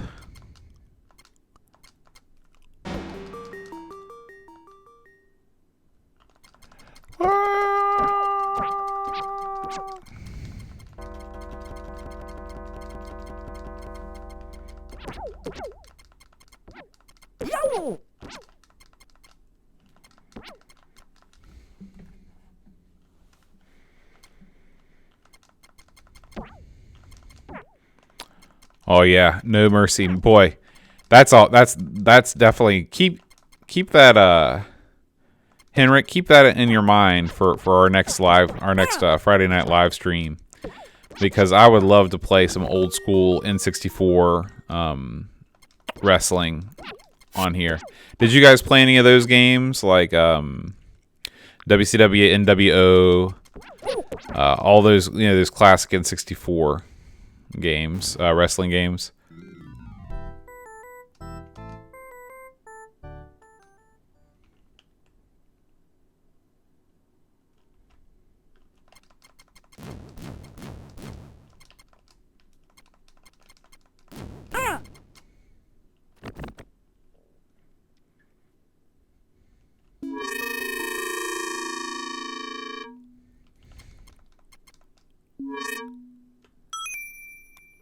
It's so funny.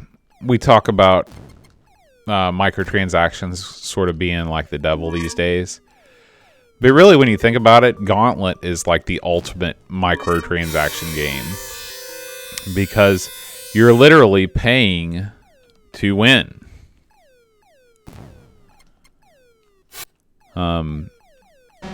It's directly, you know, your health is directly proportional to your to how well you do in the game.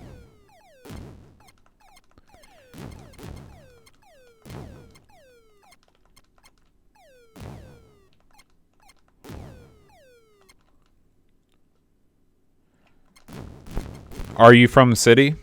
Or do you live in New York City, Bela?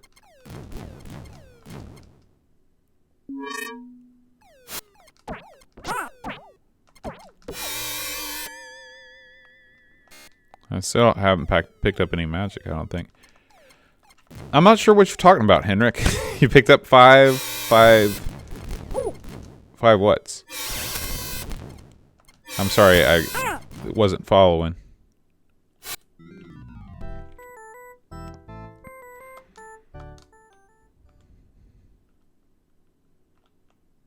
Oh, okay. Is now it.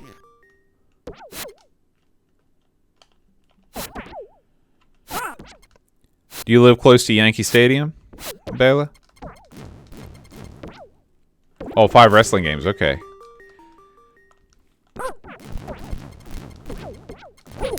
Yeah, I'll tell you what. There it is, the vodka soda.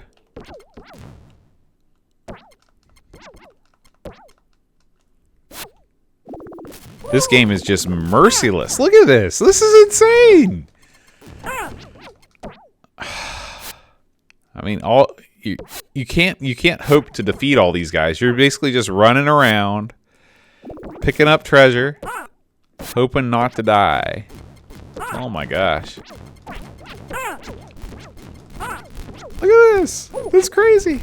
If I didn't have, you know, just unlimited quarters for health, I mean, how can you hope to overcome this? And they, you know, I guess you got to kill the monster closet makers.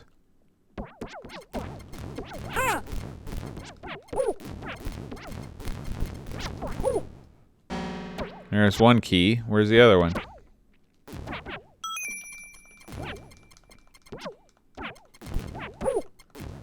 Okay. Do you live in the part of the Bronx that's like bad? I mean, like there's still like a lot of areas in the Bronx that are like kind of dangerous, right? Or is that more like South Bronx? Traps make walls disappear.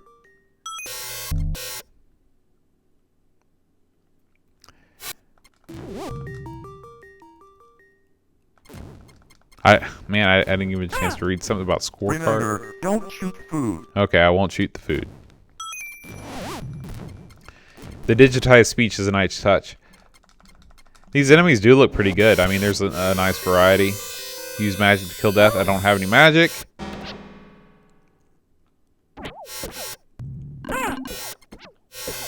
Oh, come on, death. Give me a break.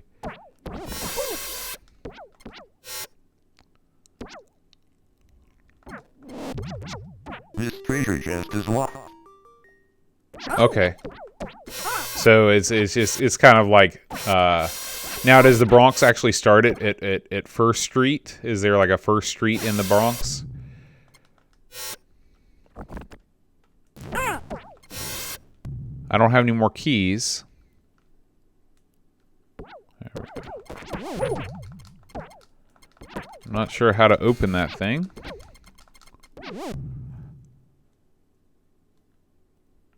Ah, okay.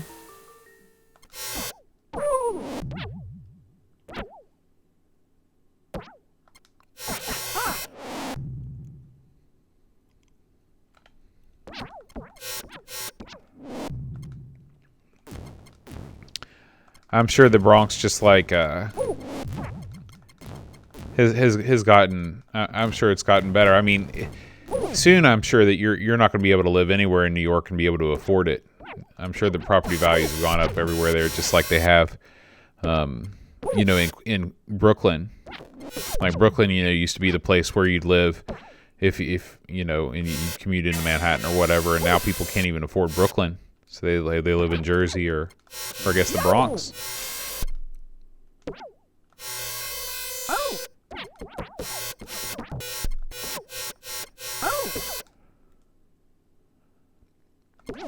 All right, David, I'm going to need some expert Gauntlet 2 advice here because I don't know what to do.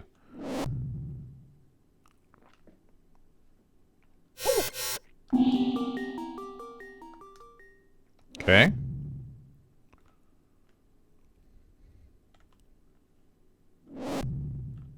Oh, no problem, David. I'm glad to do it, but oh, do I need to push these? Is there...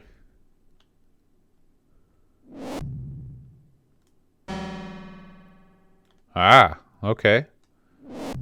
Well, there you go.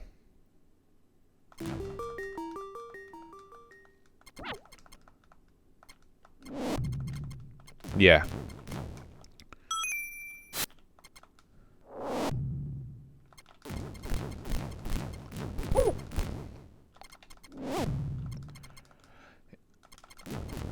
I'd like to try living in New York City, at least once in my life, just to see what it's like.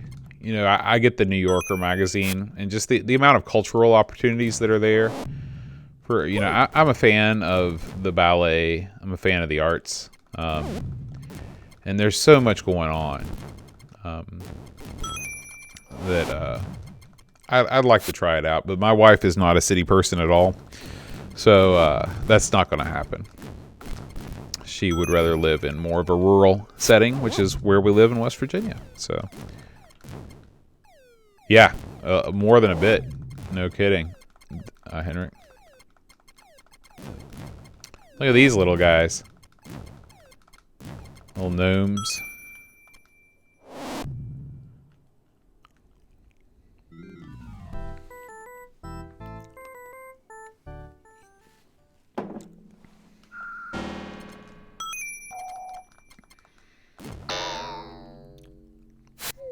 Red Elf now has reflective shots. That's right. You don't mess around with the red elf and the reflected shots, whatever that means.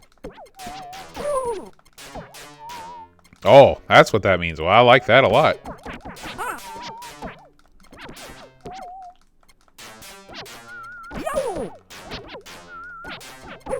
You know, this is definitely a game best played with more than one person.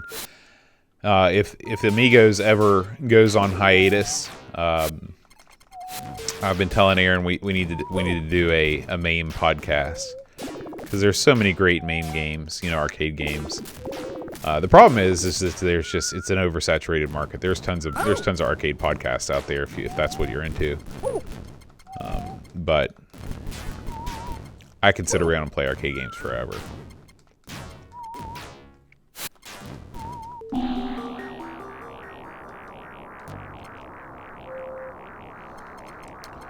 Will do, Bela. Thank you.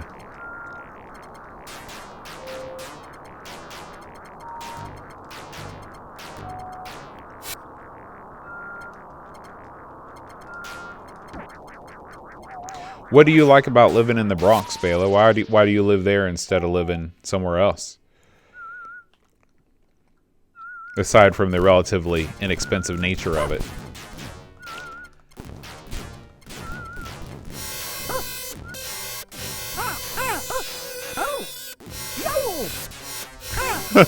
I love those Elf Boy samples. Yow! Woo! Okay, Death. You've made your point.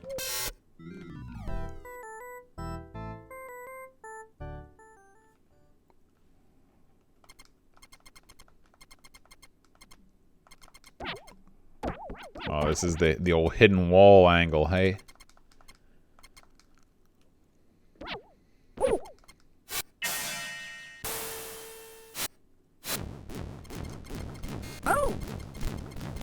Alright. Come on, guys. Let me get a word in edgewise here. I mean, it's just crazy. This is a crazy, crazy game, Gauntlet 2. Come on. I'm just trying to get to where... Alright.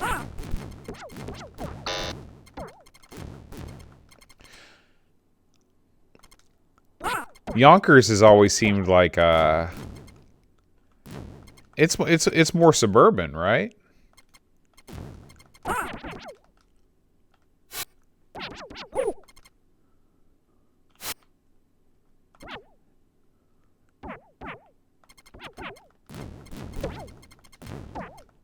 Come on.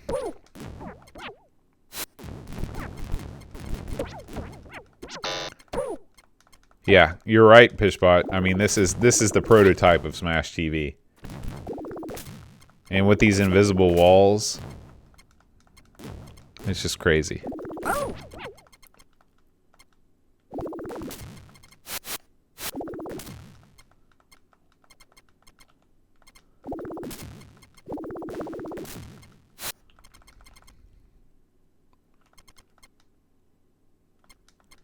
Yeah, I remember driving on, whenever I drive up, I used to work in Boston, and whenever I drive up to Boston, driving some parkway, I don't know what parkway it was, but it was beautiful. Just a bunch of like stone bridges and stuff passing through Yonkers.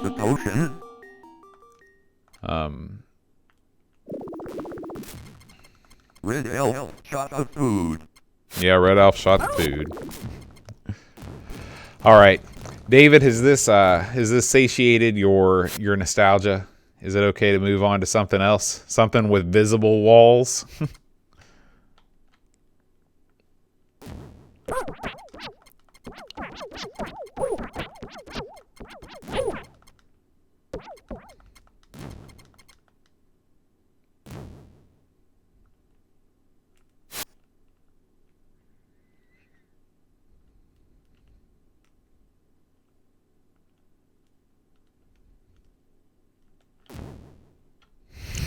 Okay.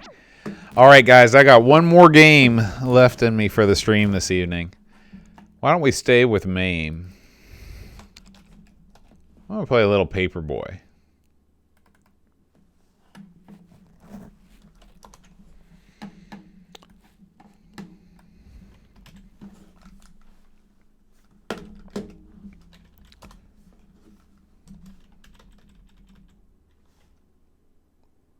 Oh, this is going to give me stuff that I don't want. Let's see if I can play this with the joystick without too much. We might switch to... Oh, isn't that funny? It's the exact same coin sound as Gauntlet. I guess it's Atari Games, so... You are the Paperboy.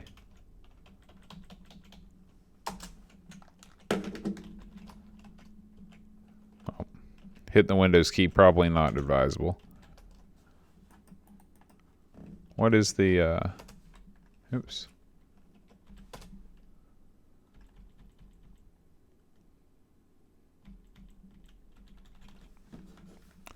Oh, I guess it's right there on the thing. Okay. Right? No. Okay, well, we'll play Paperboy on the Super Nintendo.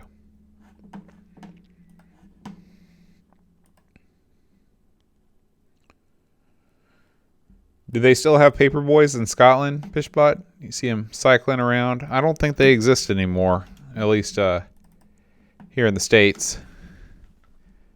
Maybe they do, just not in West Virginia. Oh, they have Paperboy and Paper Girl. How do we do Paper Girl? That's right, Easy Street.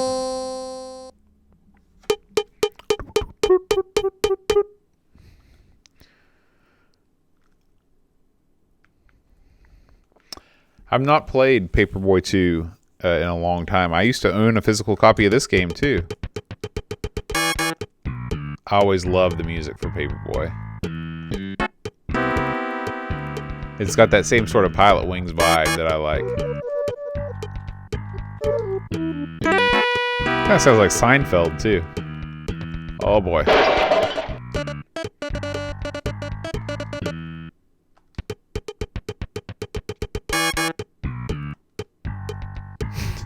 I didn't see that.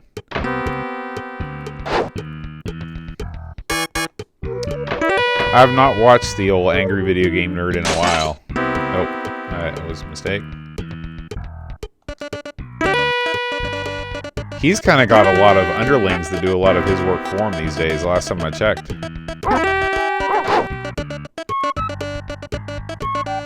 That's right. Sometime for the podcast, I ought to break out my bass guitar and do a couple slap bass funk licks for the Patreon names. It's got some jazz flute too. Will do, Bela. Feel like busting loose, feel like touching you.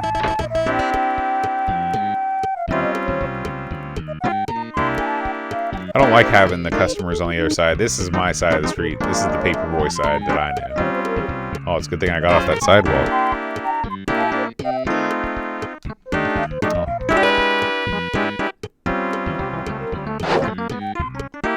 A fort.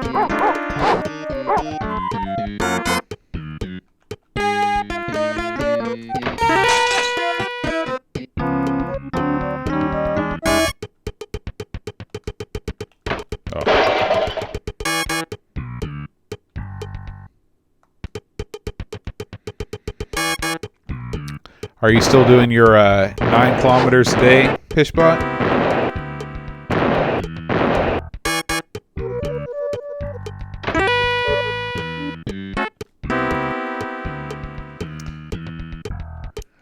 Yeah, I don't remember Seinfeld actually having a theme. I mean, it's possible that it did it in like its first season, but it's just that interstitial music that I remember that sounds like this.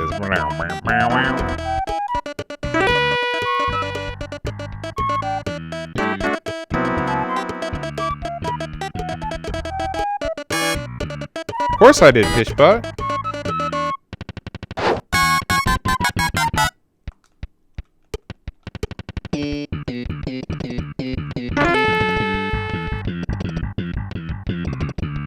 Oh, cheap and unfair.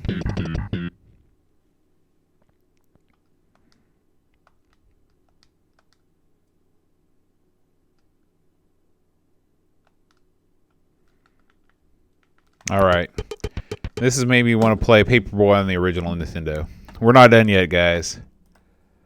Let me fire up the NES emulator real quick.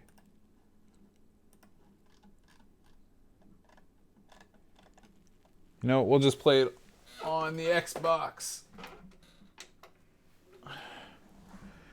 Switch scenes real quick. My picture may disappear briefly, or it may be huge. Oh, actually, I guess I can stay here. And then...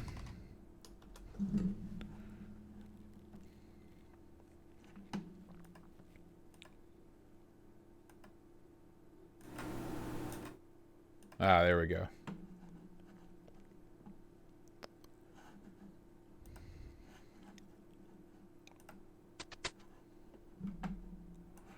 So when I'm using the Xbox, things are a little different.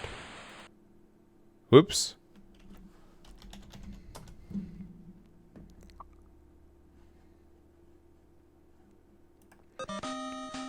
This is really kind of a odd setup that I've got going on here.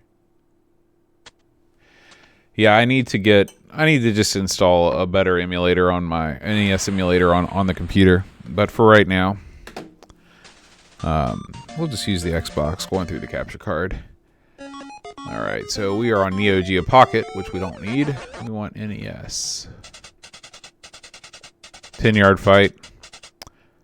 I don't suppose you guys are American football fans, but if you were, I would treat you to a spectacular performance of Tecmo Super Bowl, a game at which I excel to the highest degree. Okay. Man, the NES has got tons of great games. I don't know. It's hard for me to choose between the NES and Super Nintendo.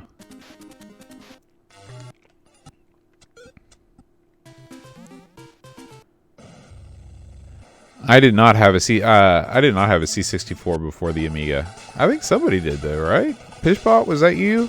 You had a C64 before your Amiga? Paperboy, here we go.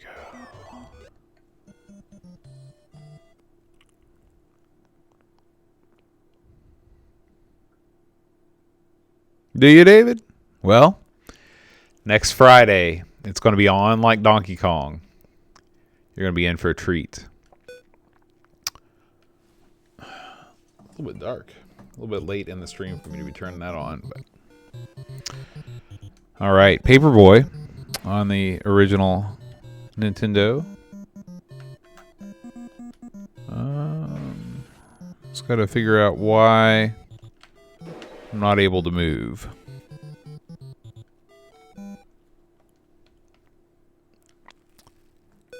Oh, there we go.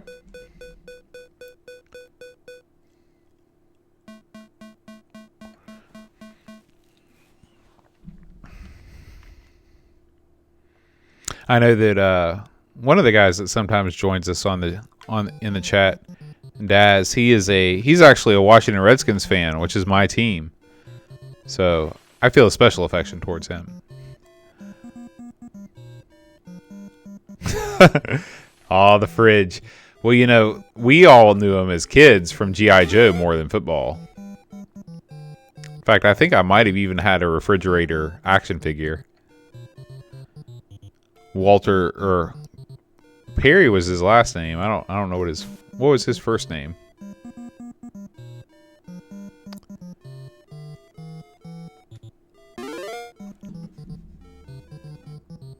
Yeah. How's the audio? Is the audio strong enough?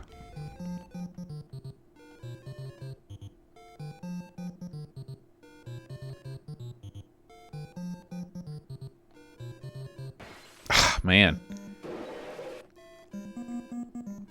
You know, I've got great memories of this game playing it in my in my apartment in college. This is after I moved out of the dorms.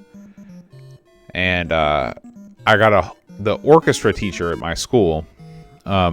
He'd recently moved into his new place. He was looking to unload a bunch of vinyl records. So I helped him move, and in addition, and as a reward, he gave me like a crate full of records. I can let's see. I can fix that. Hold on a second, Pishbot.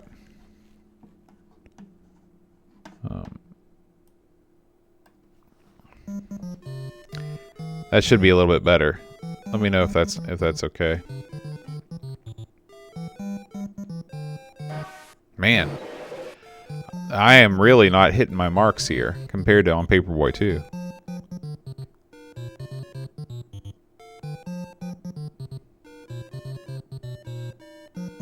Yeah, it was one of the greatest pickups of my life.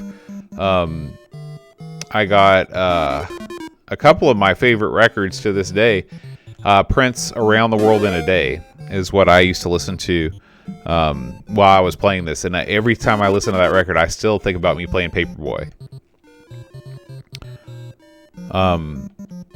Also, I got Todd Rundgren's Something Anything, which is a great record. Some Joni Mitchell stuff that I'd never heard before, which is really good. So I'm forever indebted to Professor Andrew George, formerly of Ohio University. I don't know where he is now. You know, I wouldn't mind. Maybe I'll check this out on Game Boy on the next stream. There's so many games I want to play on these streams. We need to start keeping a record. Guys, remember what we talk about. So when next Friday rolls around, we can queue some things up. Oh. I really wanted to play Civ 5 tonight too, but that didn't happen.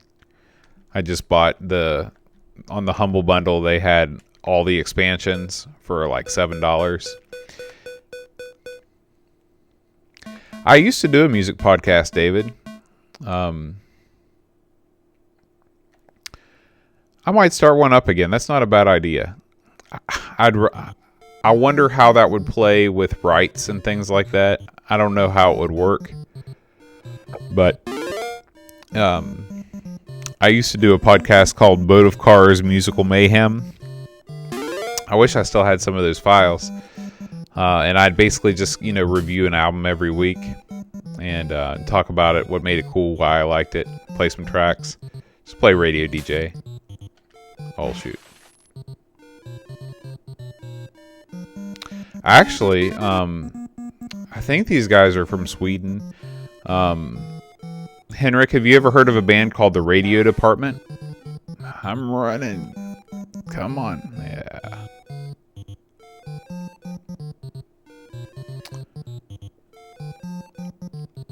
You see, the problem with the video game music podcast is there's just not a lot to talk about. I mean, you can be like, boy, this track's really awesome. Let's check it out. And then you listen to it. I don't have a lot of scoops, and a lot of time, like, the story behind video game music creation isn't really that interesting. It's not like Blue, where Joni Mitchell had just broken up with like James Taylor or Graham Nash or somebody like that, and she was writing all these really highly personal songs. It's like, I really love the music from Mega Man 2, but like, I don't think the story behind it is really all that interesting. Do you, Pishbot? They just released a new album. I have not heard it yet, but I saw it somewhere, and I was like, I need to get that, because let me tell you about how Heaven's on Fire is like top 5 songs for me of all time. I mean, That seriously, it's a new song, but it's right up there in my top 5 of all time. Yeah, Clean This Scheme. That whole record is great. 100% A+ stuff. Pishbot, you're the first person I've ever spoken to in my life that even knows who the radio department is. So, thank you. You know, that's not a bad idea, David. I may have to ponder that, especially during the summer, because you know, during the summer I'm a teacher. I have a lot of time off. I wouldn't be able to do a weekly one. Amigos is so time consuming. I don't want to be one of these guys that says like, you know, like there's so much work behind the scenes you have no idea. But I mean, a lot of work does go into putting that podcast out every single week. And I just don't have the schedule to do that. Oh my gosh, almost made it. But I could definitely do one on a more periodic basis.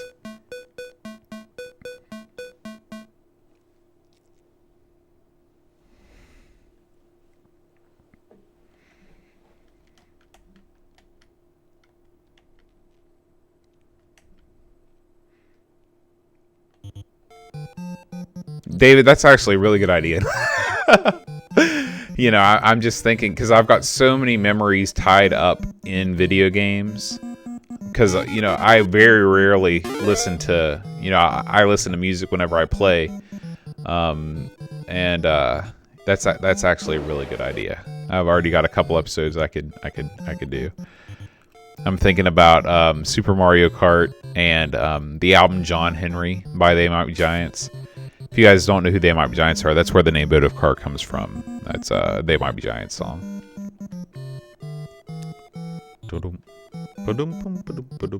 What's really funny is I spent a lot of time listening to Prince while I was playing Paperboy, but Paperboy's got a great soundtrack, although it is sort of the same thing over and over again.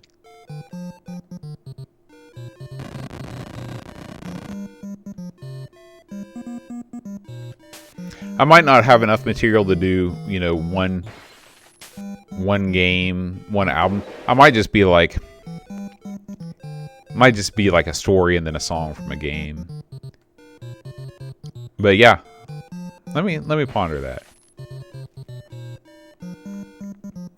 Is Running Out of Love? That's the new album, right, Pishbot?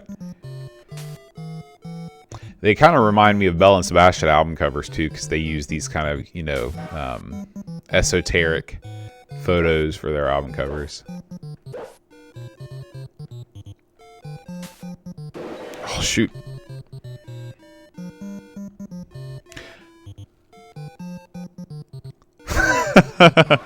Oh, River of Dreams.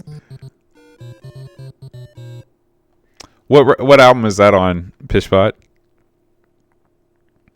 All right, we'll leave this for a while. We'll go on to something else.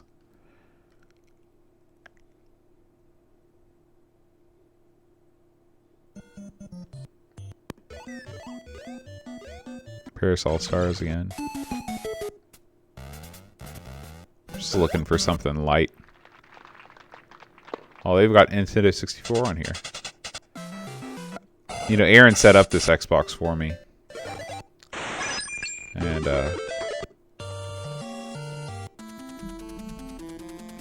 it's amazing. I mean, like, the Raspberry Pi can do all this stuff these days, but at the time, there was nothing quite like the Xbox.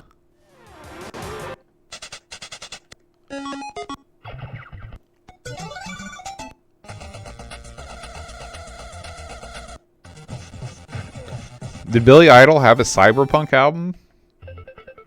How odd.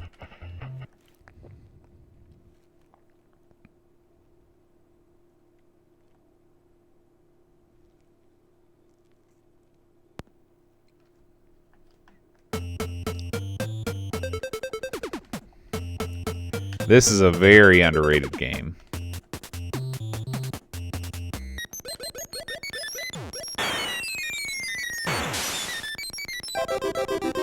Yeah, definitely check them out. Check out Heaven's on Fire. It's an amazing song. Boy, I am terrible at balloon fight, apparently.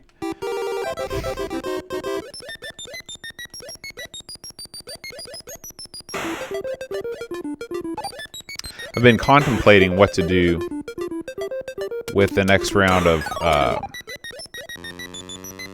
Patreon money.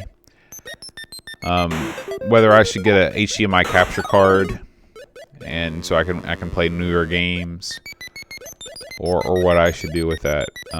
I do have the NES Remix. What is it called? Is that what it's called? Yeah, it is. NES Remix for the Wii U, which has got a lot of cool stuff that might be fun to stream. HDMI capture card's about $100, so that would be about a month of Patreon money coming in. But I don't know. I've got to talk to Aaron, see what he thinks.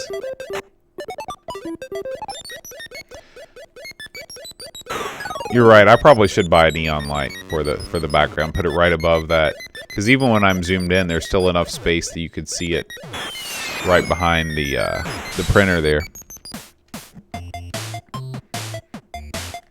Okay, let's see if I can do better with Balloon Fight here. Now that I've sort of got my wits about me.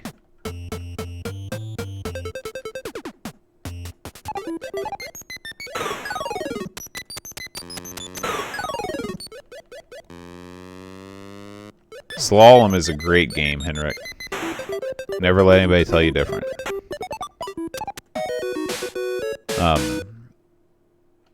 Really, I'm trying to think of like the games that were not good from that original Black Box series. I mean, of course, there were some duds. Urban Champion is really not an awesome game. Donkey Kong Jr. Math. That is that game is so expensive to buy box. I don't have a boxed version of that. It's one of the few that I'm missing.